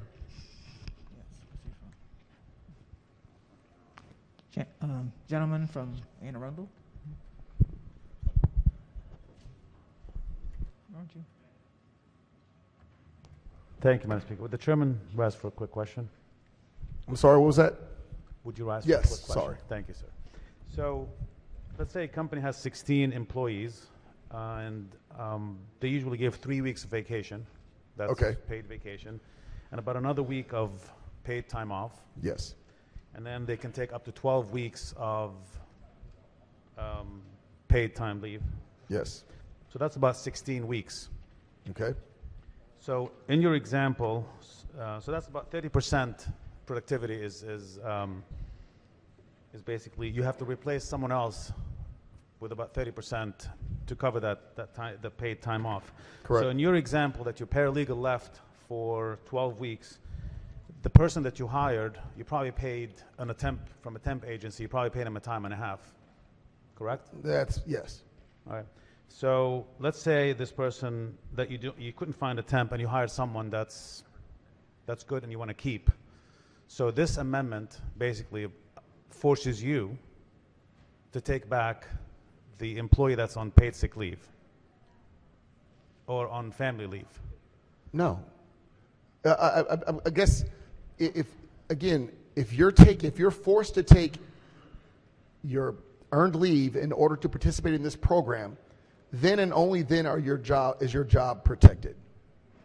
Right. So I take my vacation. I'm 16 weeks in. I want to come back. I can come back, and now you have to fire the person that you hired within that 16 I would weeks. hope as a good employer, you would notify the person that you hired that it was temp. Right. Contractual, something of that nature. And what effect would that have on your business if you can't find someone? Because it takes a lot of time to train someone, especially Without in a your doubt. business. Yes. So what kind of hardship would that give you? And again, this would be the same question you would ask if the person now decides that they want to leave and have a child and they take FMLA. Now it's unpaid, but they're still going 12 weeks. You would have that same hardship. So this bill doesn't change the hardship that an employer would have to deal with. It just allows the employee some kind of, some kind of pay during that time. You would already have to deal with this now under your situation. Right. But again, the hardship is on the employer. You're only looking at one side of it. You're the employer. The hardship is on you. The hardship is on you, the employer. You're the one that have to find someone for 16 weeks, which is a long time. Without the bill, you would still have to do that. I'm saying this changes nothing. Like I had to find, this bill is not in existence. I've had to find a replacement paralegal. This bill does not exist. Life happens, we have to roll with it. Right, but now you're just adding another 12 weeks to it. Under To this bill. what? So I take my vacation, I take my paid sick leave or paid time off. Now I have another 12 weeks to take. So under current law, you only have to do maybe 3 weeks of paid. Now you just added another 12 weeks to your hardship. Okay. And do you understand that when people are taking this leave, they're not collecting their full paycheck, right? There's nothing to motivate individuals is to work on the max you can get in a week is $1,000. Period. So there's no motivation to stay out of the workplace because you're not making the money that you need to make. So it's not designed so people could take advantage of it. It's designed so they could take advantage of their time with their children. No, I understand. And that. you also need a doctor's order. Again, this isn't just randomly, hey, I want to take some leave, and I feel sick. There's much more to it than that. And you can take it in an increment of how much? I'm sorry? What increments can you take this? 4 hours? If I have a doctor's appointment to take my grandma to the Intermittently, if you have a sick grandma that's on chemotherapy and you know every week she has to go, then you can take it in 4-hour increments to take care of your sick grandmother or child. So I get paid for the 4 hours from the fund that you invested but in. not from my employer. That's correct. Thank you. Thank you, Madam Speaker. Madam Speaker. Gentleman from Washington County. Thank you. If I could ask the floor leader a follow-up question to a statement he made earlier. Please.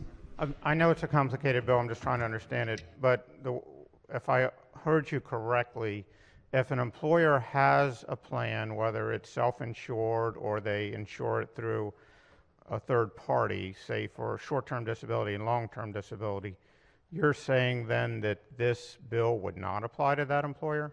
To be clear, the short-term disability is different. Because what short-term disability is when you physically have an issue. When I say an expansive plan, they need to have one that also covers grandchildren, grandparents, siblings, your spouse's, parents. So when I say plan, it can't just be short-term disability. So that plan, if it just covers the employee, they would still have to enter into this program. That's correct. They could abandon that plan and get into this program. That's or they correct. Would abandon that.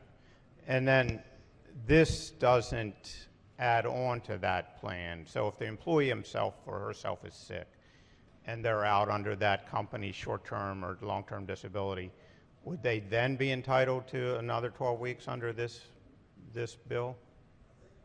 I didn't understand your question. Say that again. So if an employee is sick and they go out under the employer's short or long-term disability plan they have in place currently, right?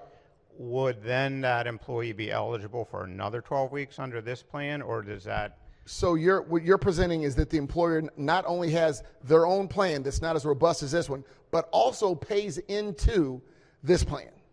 Would they be required to pay into this plan? If they don't have the robust plan, yes. And the logic would be fiscally that there's no need to do the short-term disability plan if you have this plan. Why would they pay double? Okay. All right. Thank you. Thank you. Young lady from Howard on the amendment. Thank you, Madam Speaker. Question for the... Is this on the amendment? I'm sorry. I just want to make sure we're dealing with one thing at a time. To be perfectly honest, I can't even remember what the That's amendment why. is at this That's point. why I was asking. I just had a question. Are we dealing from the third reader text in here? Is that what we're looking at to ask questions about?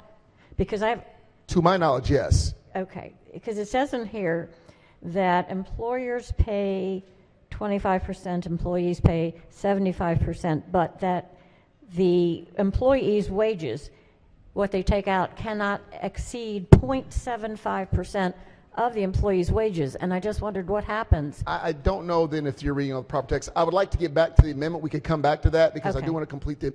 That sounds fair. But I Thank don't you. think that's correct text because that was all stricken out. And is that someplace in a reprint? Yes. Page 15 of the reprint. Thank you. Move the amendment. All in favor signify by saying aye. Opposed? Roll call. Madam Speaker?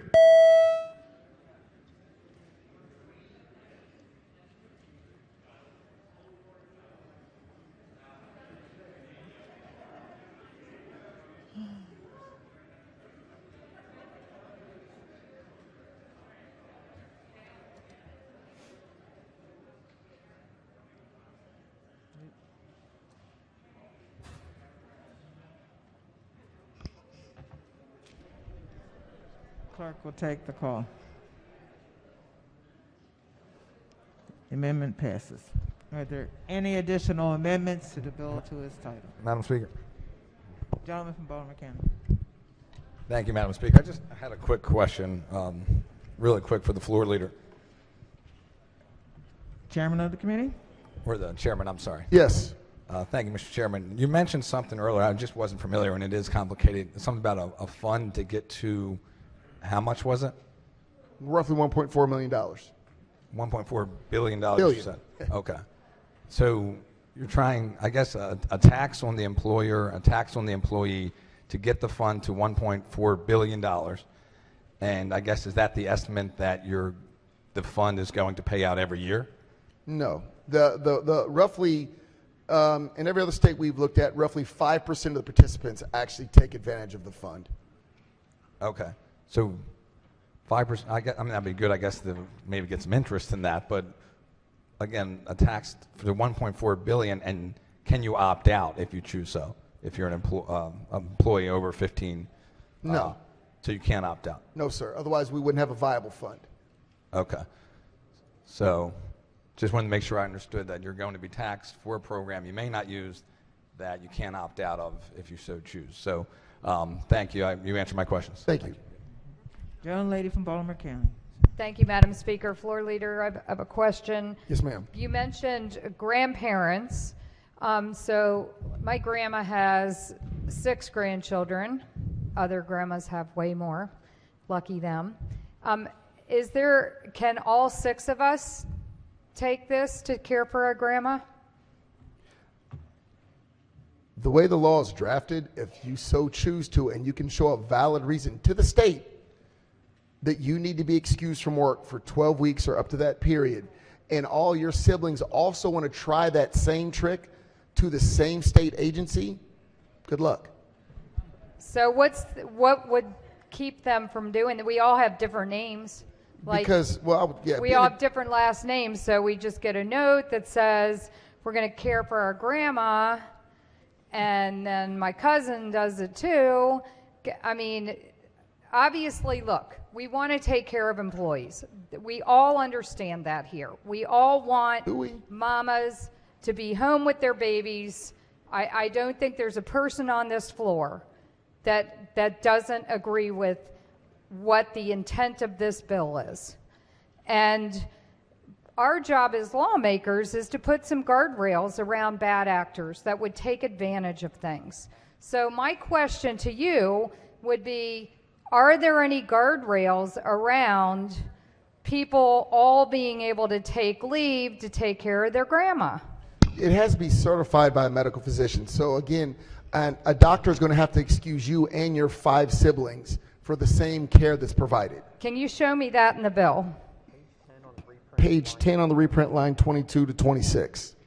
Okay, and my last question would be, you pointed us to the employee-employer share of this.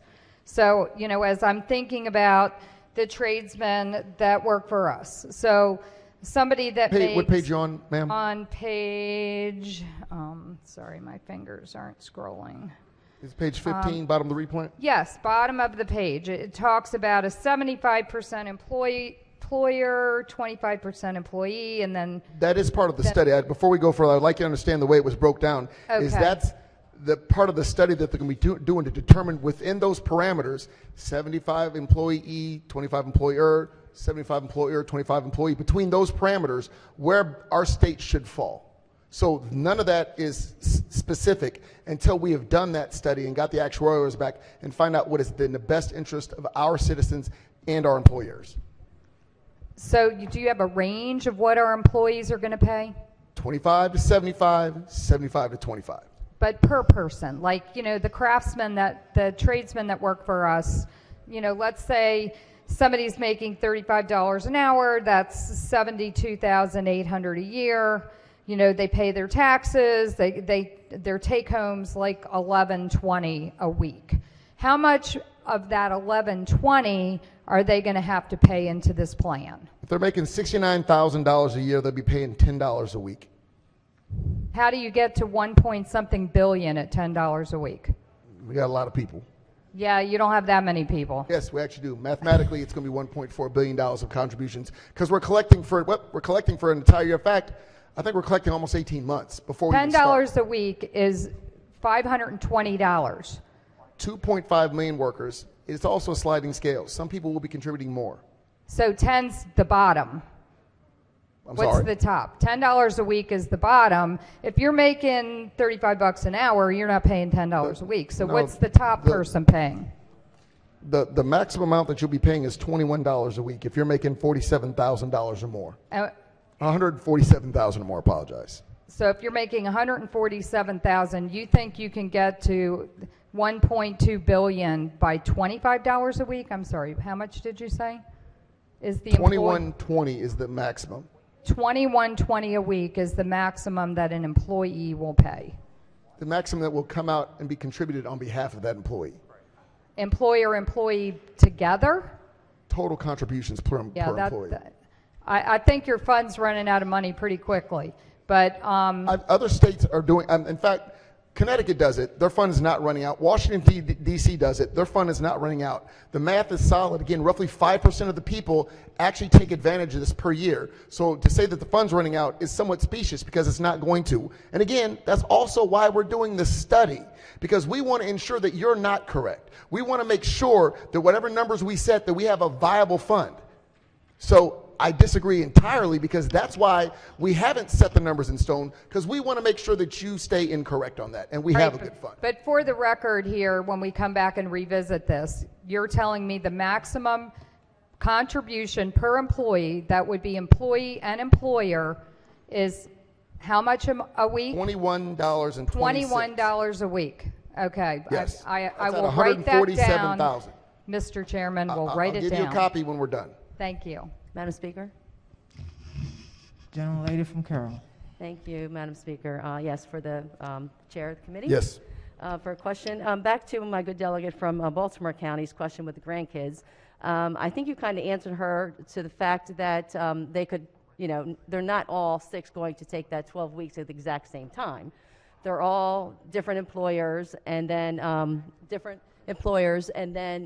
so one grandchild can get 12 weeks from her employer, and then when that is finalized, then the next grandchild can take 12 weeks from her job, and then when that exceeds, then the next grandchild can take. So is that the way that this could work?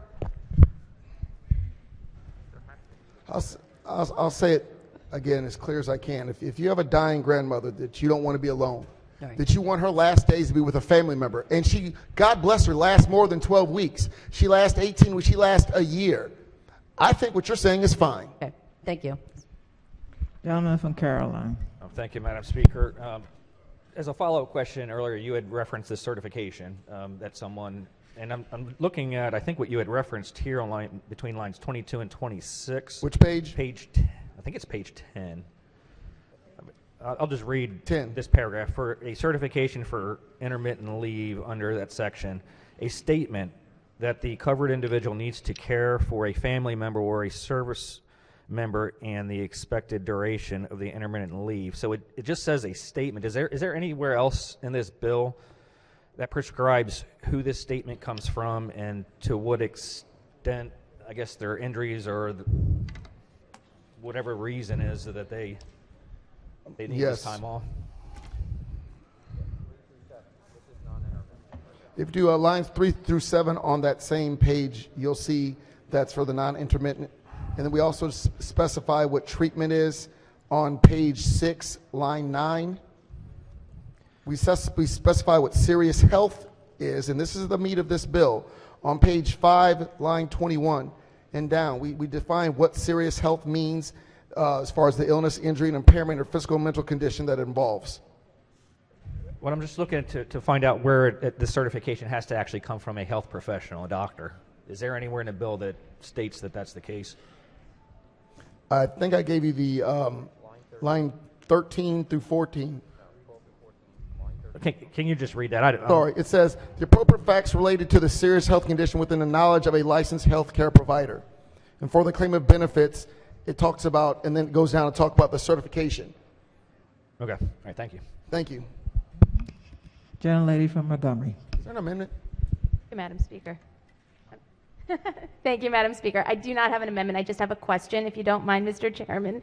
I think this is an extraordinarily wonderful bill, and I want to thank the committee for their work on it.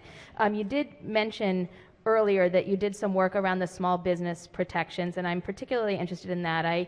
My family and I own a small business. We have several employees. I also have been a small business employee most of my career. So for those businesses with fewer than 15 employees, I know there were some amendments made, and I would really appreciate it if you could walk us through what the situation is for employees in those businesses with fewer than 15 employees. Individuals with fewer than 15 employees are not required to participate in the program. However, they are allowed to participate in the program.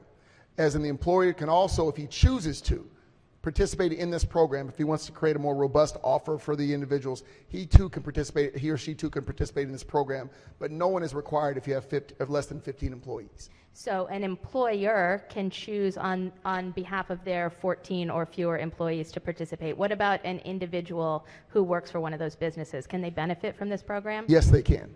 We've amended to ensure that they can as well. That sounds like a really wonderful compromise. I really appreciate that, Mr. Chairman. Gentleman from Queen Anne. Thank you, Madam Speaker. Mr. Chairman, would you rise for a question? You are risen, I see that. Yes. You brought something up that kind of hit a nerve. You said that somebody's already doing this right now, and we looked at the numbers, and I think there was a question yesterday about the dollars and cents of this and what we're doing it for. You said 5% of the people, we're only using 5% of this right now. The company you mentioned, Washington something or other, is there any way of telling what that dollar amount was that they actually used of the contributions to fund this? I don't have it on me if that's what you're asking. Hold on one second.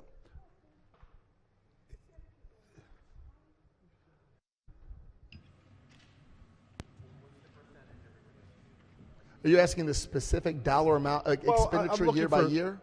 I'm sorry, I didn't mean to interrupt you, but yeah, I'm not looking for a specific dollar amount. I'm trying to get to the point. I think we brought this up in committee a little bit.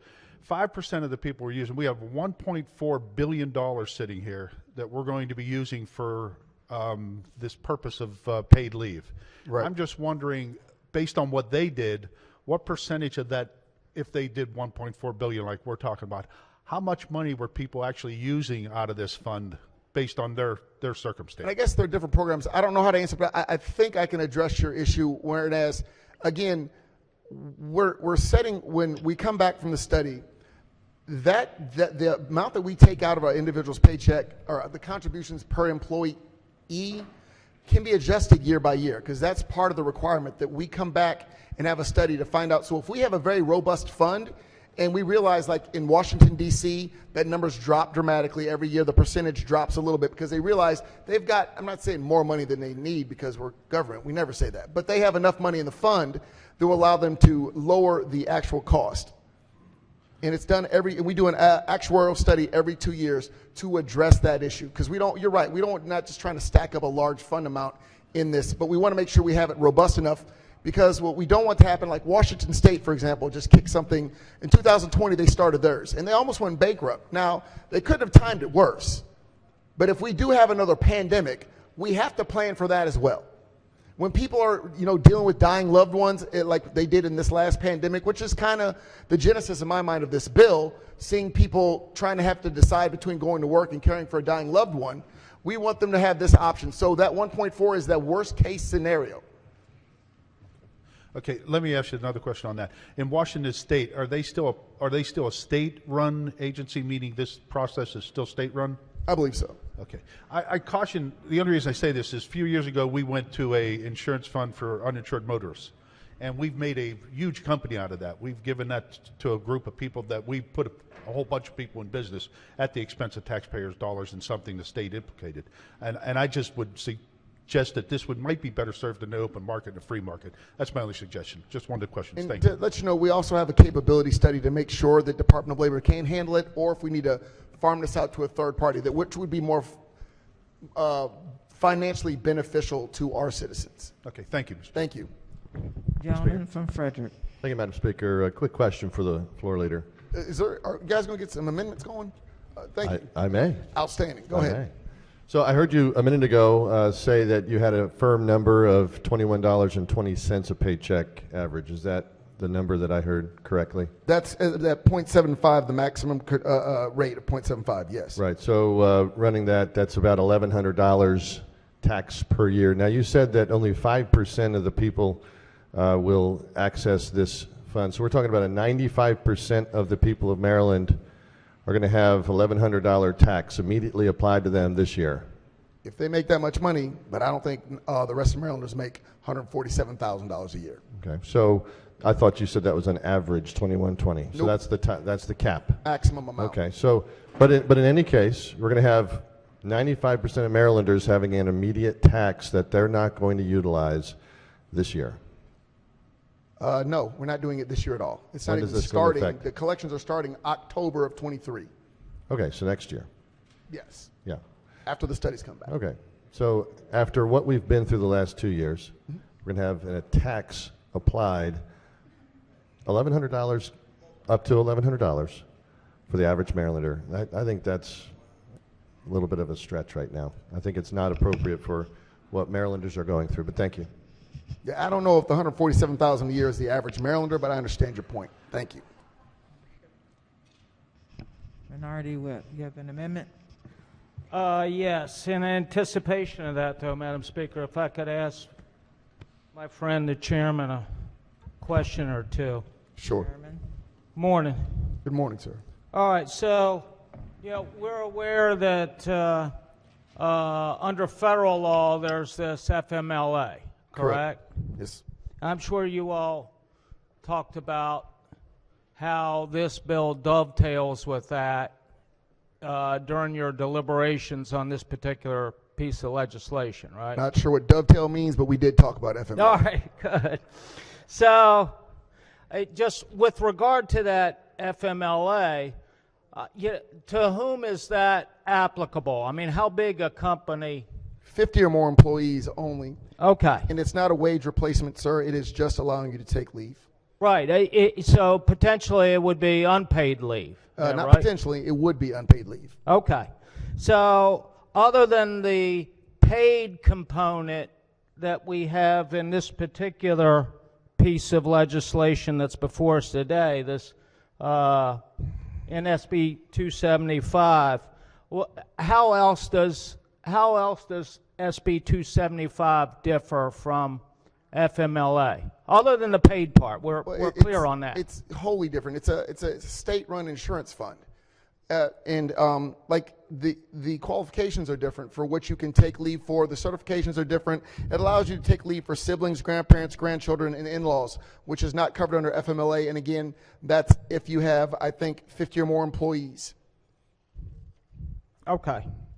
So under the provisions of the bill that's before us today, could an employee stack? I'm sure you all heard the term stack. Could an employee stack his or her leave? No. Not at all? Not at all. As far as, I'm sorry, FMLA, or are we talking about just general leave? Well, no. I mean, let's say they took their 12 weeks under FMLA. Could they take additional time off under the terms of this bill? When you're entered into this program, this will supersede your FMLA. You will be taking this instead of FMLA. You're paying into it. You'll be taking out of it. Okay. So, in other words, I mean, there's not the potential, because I heard you say in response to another question that under this bill, you could potentially be out as long as 24 weeks under certain circumstances. Correct. Very narrowly tailored circumstances, yes. But Right. it won't be because you're stacking. Okay. So you would not then be able to take 12 weeks unpaid under FMLA and then take 24 weeks under those limited No, circumstances? sir. Once you're participating in this program and you've worked the requisite number of hours, you will be in this program. And when you take leave, you will certify, you will go through under this program. Okay.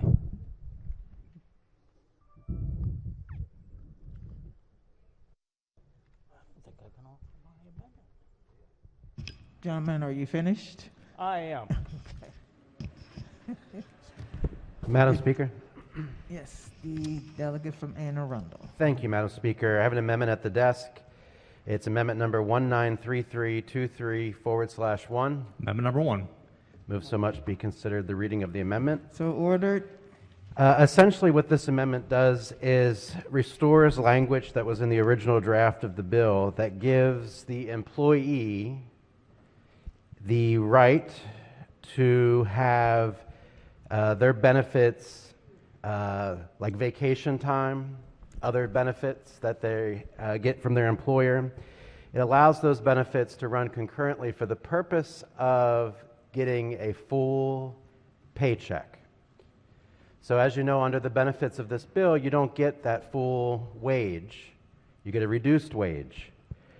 This bill simply gives a right to the employee to choose to select to have some other paid time off benefit that an employer offers to shore up their income, to make sure that they're getting a full paycheck.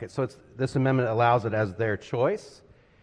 The employer can't require it.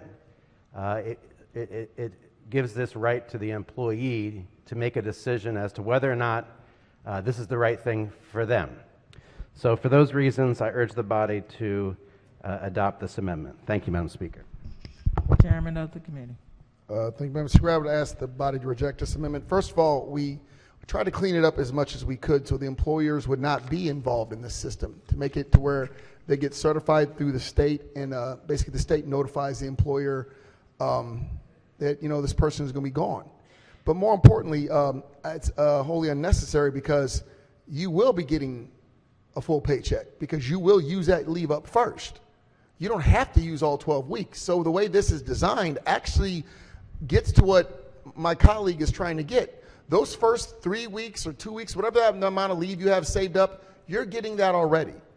So I believe this is unnecessary. It complicates something. We were trying to simplify this, take our employers out as much as possible. And for those reasons, I would ask that we resist this amendment. Maker of the amendment. Thank you, Madam Speaker. Very simply put, this is not a burden on the employer. In fact, I think employers would like to do this for their employees. It's not a mandate. It's an option for the employee. And for those reasons, I urge the amendment be adopted. On the amendment, all in favor signify by saying aye. Opposed? Roll call, Madam Speaker. Roll call. Madam Speaker.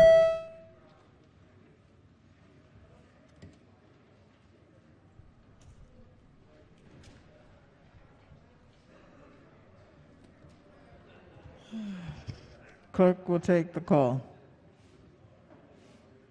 The amendment fails.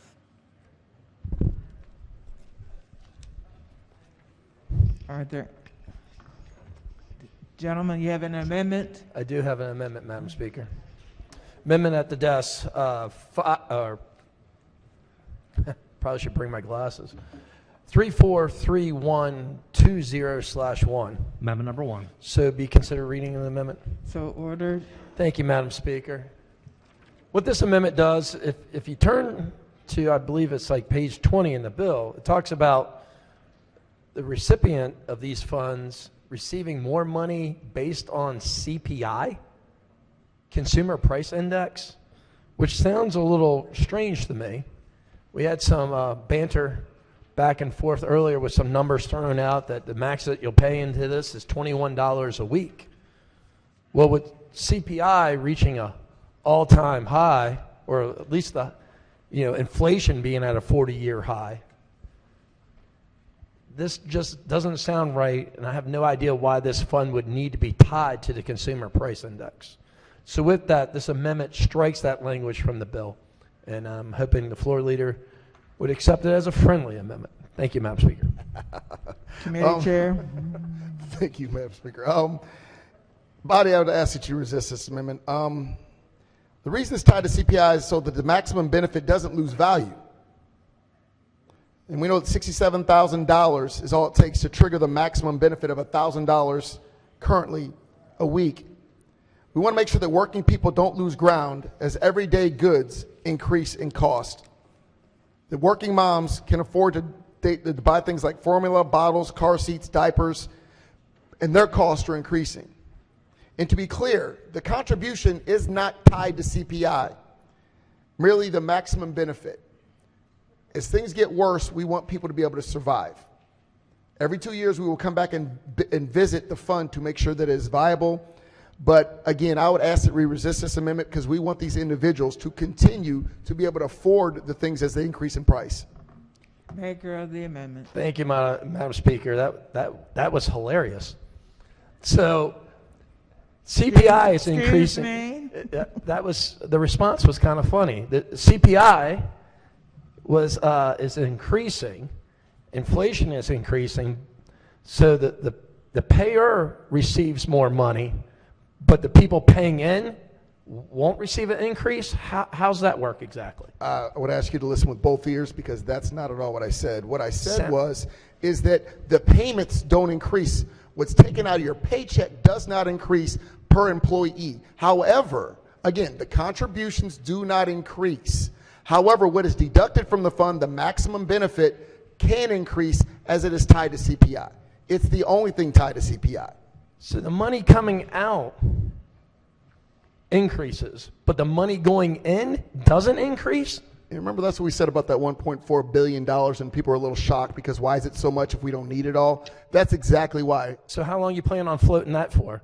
$1.4 billion. You have more money coming out than going in. It will eventually run out of money. No, because as I have said repeatedly, every 2 years we will be coming back to revisit this issue via study to make sure we have a viable and surviving fund. I got you.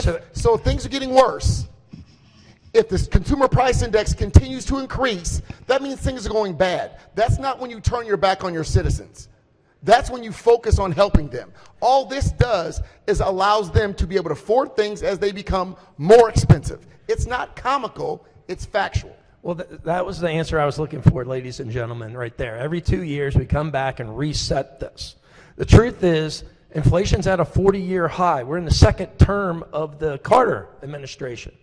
We don't know where this is going, and this body knows this because it wasn't a month ago that we just suspended the gas tax. CPI is also connected to the gas taxes going up in July. And here it is again. The difference between those two bills, I'll tell you though, 10 years ago, the CPI on the gas tax, well, that had a cap at 8%. I don't see where this bill is capped at all. It's not. The gentleman pressing his amendment. Yes, ma'am, I am pressing the amendment. But it's Yeah, important on for the people amendment. But it's important for On people to the realize. amendment. We hear you. On the amendment. All in favor signify by saying aye. Oppose? Roll call. Madam Speaker? Madam Speaker, to explain my vote. Explain. Explain your vote. 2 Thank minutes. you. Less Thank you, Madam than Speaker. preferable. I'll try to go. I think that what my friend from St. Mary's County said, we all should really take a second look at. I know sometimes we miss things. Everybody gets upset. We're heated. We're hungry. But what he just said is pretty darn important. What he just revealed is that the reason why we're taxing everybody now is to build up a $1.4 billion fund because we know that things are going to cost more. Minority Leader, you can't explain your vote if you're not voting. I'm thinking about it, Madam Speaker. I'm thinking about it. Thank you. And what he said is that we need to build up, we need to tax everybody, tax employers, tax employees, build up a $1.4 billion fund so we could start paying benefits out because the benefits with CPI are almost inevitably going to rise, and then we won't have enough money coming in on the front end, and then we'll come back every 2 years, and we'll continue to probably re-subsidize the program or adjust it so we tax more to get more money. That's what's going to occur. This is a great idea. This is a great idea. It's a bipartisan idea. It's a good thing to help people who need help when they're at their worst moments. But this is a very poor way to do it, and this amendment would at least address that. Thank you, Madam Speaker. Madam Speaker, to explain my vote. To explain your vote. Yes, Madam Speaker, thank you. And I share the same concerns as the minority leader. I just did the back of the napkin math, and if we're looking for a $1.4 billion fund, and we have 1.25 million employees, that does equal the $1,120 per year, which was given earlier. But if there's only people making over $147,000 paying that max, that means employers picking up the rest. But more importantly, if it's 5% that they're going to take advantage of this, that's 62,500 employees averaging $22,400 per year and $1,866 per week that we're going to be paying out into this fund. So if it's not tied to this CPI, this is going to go untapped and continue to rise. And my fear is everybody's going to start to take advantage of this just like they did to unemployment insurance. Thank Clerk you, will Madam take Speaker. the call. The amendment fails. Gentleman from Carolina. Thank you, Madam Speaker. I do have an amendment at the desk. 543720/1. Amendment number 1. Move so much consider reading the amendment. So ordered. And I will actually read the amendment. It says that any increase in the weekly benefit amount under this paragraph may not be greater than 5% of the maximum weekly benefit amount in effect for the immediately preceding 12-month period. So we're going to cap the benefit. And this is not unprecedented. For those of you who were here back in 2013, we did just that, as was just mentioned, with the gas tax. And it's a darn good thing that this body at that time did that. We just gave back to the Maryland residents over $100 million for this month. And it would have been a heck of a lot more if we didn't cap that, because we know where inflation's going right now. So not only was it a great move for not only our residents, but for us, as spenders of their taxpayer money.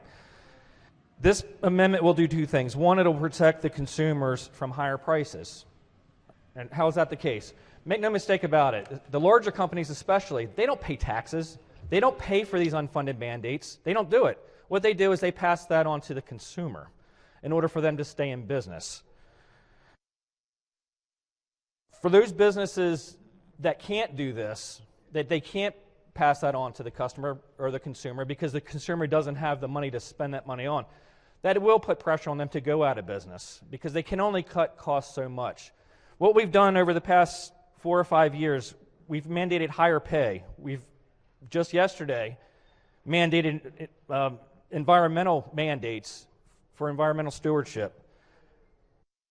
We have not only us, but we have the departments that are also creating new regulations, costly regulations on businesses every single day. We have healthcare mandates, and now we have a very expensive paid time off benefit. Our businesses, especially our small businesses, are dying of 1,000 cuts. And all we're asking you to do with this amendment is to help stop the bleeding.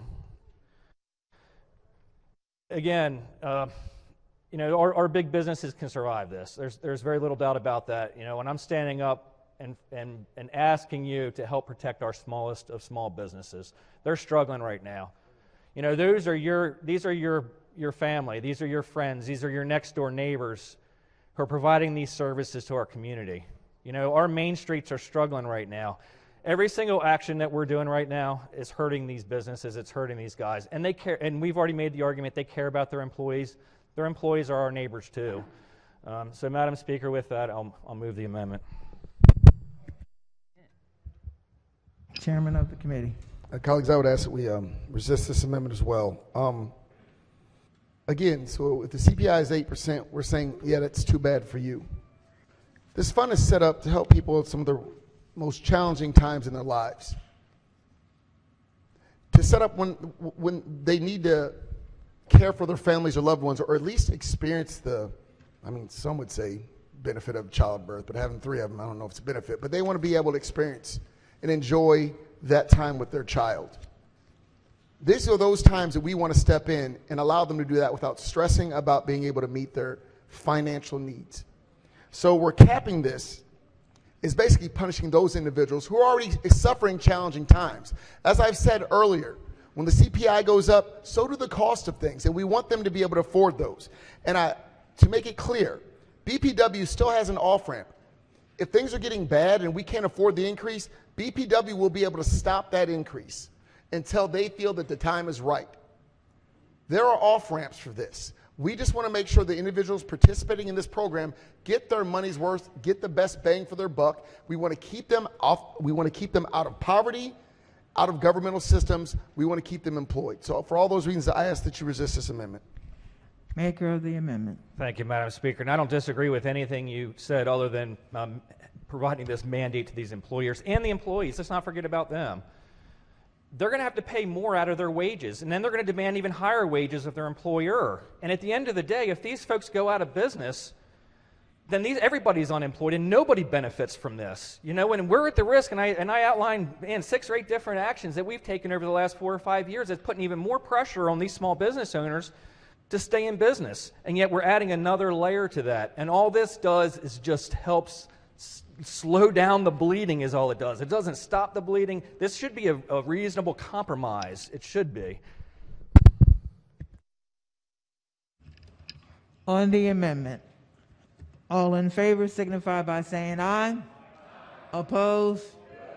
Roll call. Madam Speaker?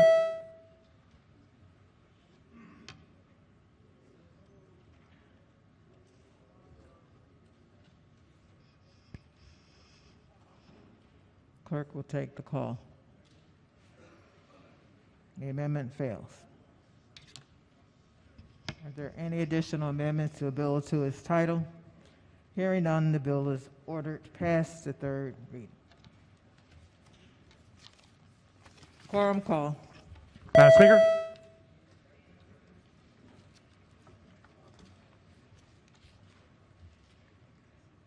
Clerk will take the call. There being 135 members present, the House is still in session. Calendar 3rd reading, House Bills number 98. Clerk will read first bill. House Bill 1349, Education Support Professionals, Bonus and Report. Is on 3rd reading and final passage. Is there any debate? If not, the clerk will call the roll. Madam Speaker?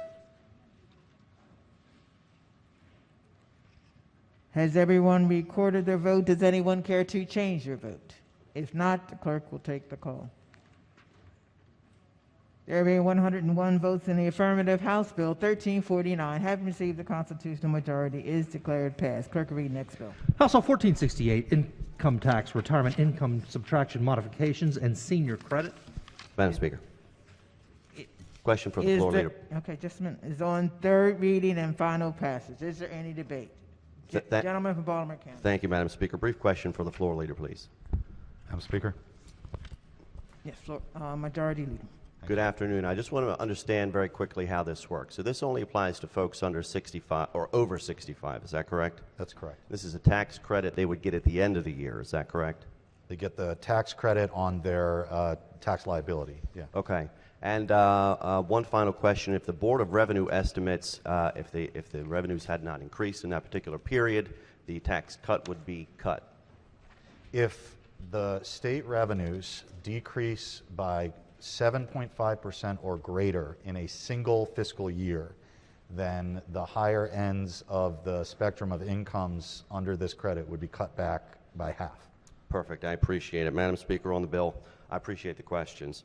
So, Madam Speaker, I've talked about this issue for several years now. I've sponsored the bill in good faith to eliminate the taxation of retirement income for two reasons. First and foremost, it's great policy. We want to keep your family, the people that have worked here their entire lives in your district where they could be around you, they could be around your grandkids. But the second reason is because we can actually afford it. I'd like to share a couple numbers with the body. Since I started here in 2015, the state budget has increased about 31%. That's $18 billion. Last year, the budget increased by $4.5 billion. This year, the budget has increased by $5.5 billion. And I'd like the body to consider how this particular bill works. So, when you talk to folks about tax relief, how they typically expect for it to work is that the check that is deposited in their account when they get paid is available for the things they need. This bill doesn't actually provide that. This bill provides a credit at the end of the year that a person can retrieve, based on their qualifications for the bill. Additionally, if the revenues don't come in as expected, your tax cut might be cut. A lot of the tax credits have really interesting ways of working, but in this particular case, if the state does not actually take enough of your money, they will take more of your money under this bill. Ladies and gentlemen, if you look at Facebook, what the question the public is asking right now is, how does this work? Well, if you're 65, it doesn't apply to you at all. You don't get anything. If you're over 65, you might get a little relief at the end of the year. And if the state hasn't taken enough of your money, it's going to take more of your money, and your cut is going to be cut. So, Madam Speaker, I want to make the point today, we need structural tax relief. We need something that applies evenly to all people that they can depend on. When we hit next year and people are still paying the same rates in their retirement incomes, and they're asking, I expected to see some kind of relief, we're not going to be able to say to them, well, this bill is helping you, this bill is helping you in August or September, or when it goes into effect, or even next year. It's going to affect them come tax season. So it's hard to vote against any bill. I'd certainly support any kind of relief for taxpayers, but I hope that we consider in years going forward, we come back next year and the state budget's grown $3, $4, $5 billion, that we can seriously consider the impact on our taxpayers. Thanks, Madam Speaker. Madam Speaker. Gentlelady from Carroll. Thank you, Madam Speaker. This is a bill that's of great interest to me and all the retirees, or those of us who ever expect to retire in the state of Maryland. But I know there's been some changes made to the original bill. Originally it was for, I think, law enforcement or first responders. But can you explain the second part of the bill, exactly how this will affect, whoever the floor leader is, how this will affect other retirees? Thank you, Madam Speaker. The gentleman who just spoke also mentioned retirees. This is no longer just for retirees. This is essentially a senior credit. It applies to anyone 65 and older. It doesn't just apply to retirement income, it also applies to earned income. And we did that intentionally because you have some folks that in retirement aren't making enough money, so they might work as, Walmart greeter or something. We want them to be able to benefit as well. So the bipartisan compromise in this bill says that if you are filing your taxes as an individual and your federally adjusted gross income is $100,000 or less, you get a $1,000 credit. And if you're filing jointly and your federally adjusted gross income is $150,000 or less, you get a $1,750 credit. If you're in a household and you're filing jointly where one person would qualify but one person does not, then you get the $1,000 credit as if you were filing as an individual. All right, can you explain, though, how this sort of gets stacked onto the current subtraction modification that we have for retirees? We already have something in place Sure. for retirees, and how would this work with that? It's cumulative. So you're still able to claim existing subtraction modifications. You still get, I mean, look, before any of this starts, you get federal exclusions, right? And then you get the state subtraction modifications and all of that. So you would be able to benefit from both. But the original subtraction modification you have, it's only on retirement income.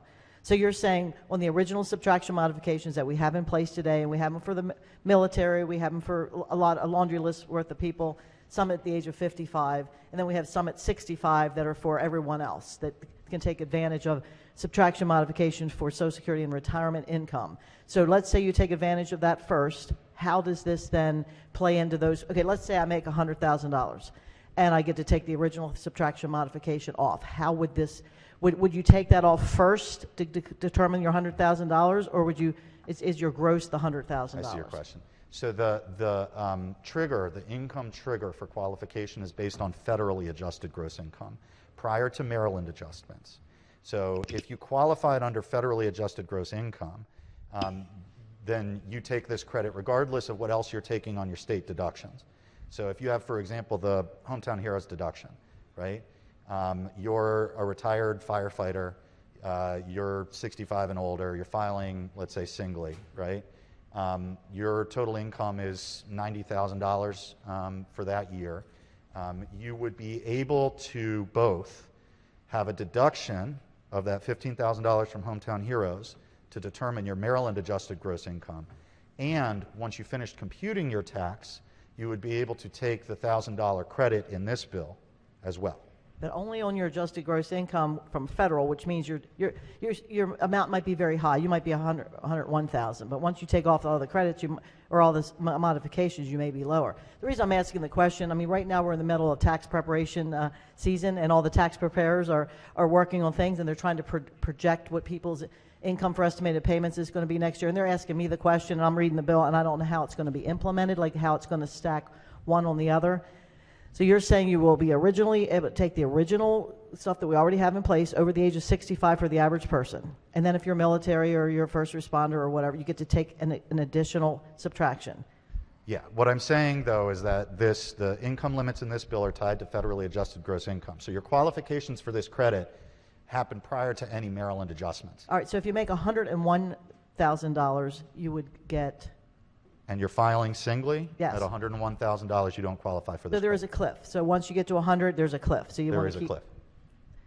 Okay. It's a good bill. I think I'm disappointed with the amount of surplus we have in the budget this year and projected for the next 5 years, that this is a very, very small amount of money. It's making a step in the right direction. I understand that.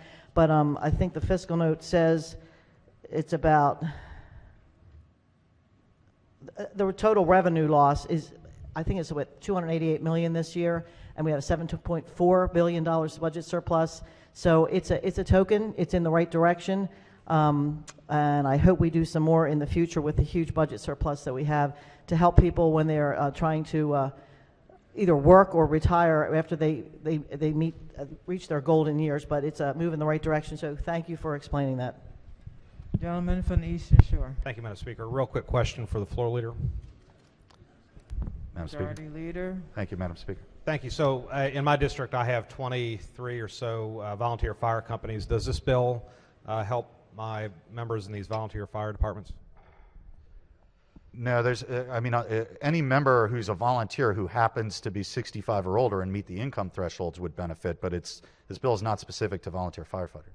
Okay. All right. Thanks. HB 1468 is on third reading and final passage. The clerk will call the roll. Madam Speaker?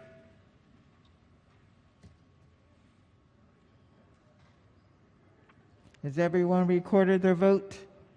Does anyone care to change their vote? If not, the clerk will take the call. There are 137 votes in the affirmative. House Bill 1468, having received the constitutional majority, is declared passed. That ends the work at the desk. Committee announcements. Appropriations. Thank you, Madam Speaker. The full committee will meet at 1:15 today to have a DLS briefing on the supplemental budget number 5. Health and Government Operations. Thank you, Madam Speaker. 1:30 public hearings today. I believe there is a subcommittee meeting before public hearings and one afterwards, and stay flexible in case we need a voting session. Thank you. Judiciary. Thank you, Madam Speaker. Ladies and gentlemen, the House Judiciary Committee will meet at 2 o'clock today for bill hearings. 2 o'clock. Environment and Transportation. Thank you, Madam Speaker. The Environment and Transportation Committee will continue public hearings at 2 p.m. Ways and Means. Thank you, Madam Speaker. The Ways and Means Committee will continue public bill hearings at 1 p.m.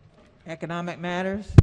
Thank you, Madam Speaker. House Economic Matters Committee will continue public bill hearings at 1:30. Any caucus announcements? Quorum call before adjournment. Madam Speaker. Madam Speaker. Madam Speaker. Yes. Let me call the quorum. Clerk will call. Has everyone recorded their presence? Clerk will take the call. So, Being 136 members present, House is still in session. Recognizing the majority whip. Thank you, Madam Speaker. Ladies and gentlemen, you can leave your laptops if you want to do so. The chambers will be locked. Thank you, Madam Speaker. Majority Leader. Thank you, Madam Speaker. I move that the House stand adjourned until Wednesday, March 30th at 4 p.m., Legislative Day, March 23rd. 4 p.m. Just try to get here on time, please. I guess we're not doing vote changes now?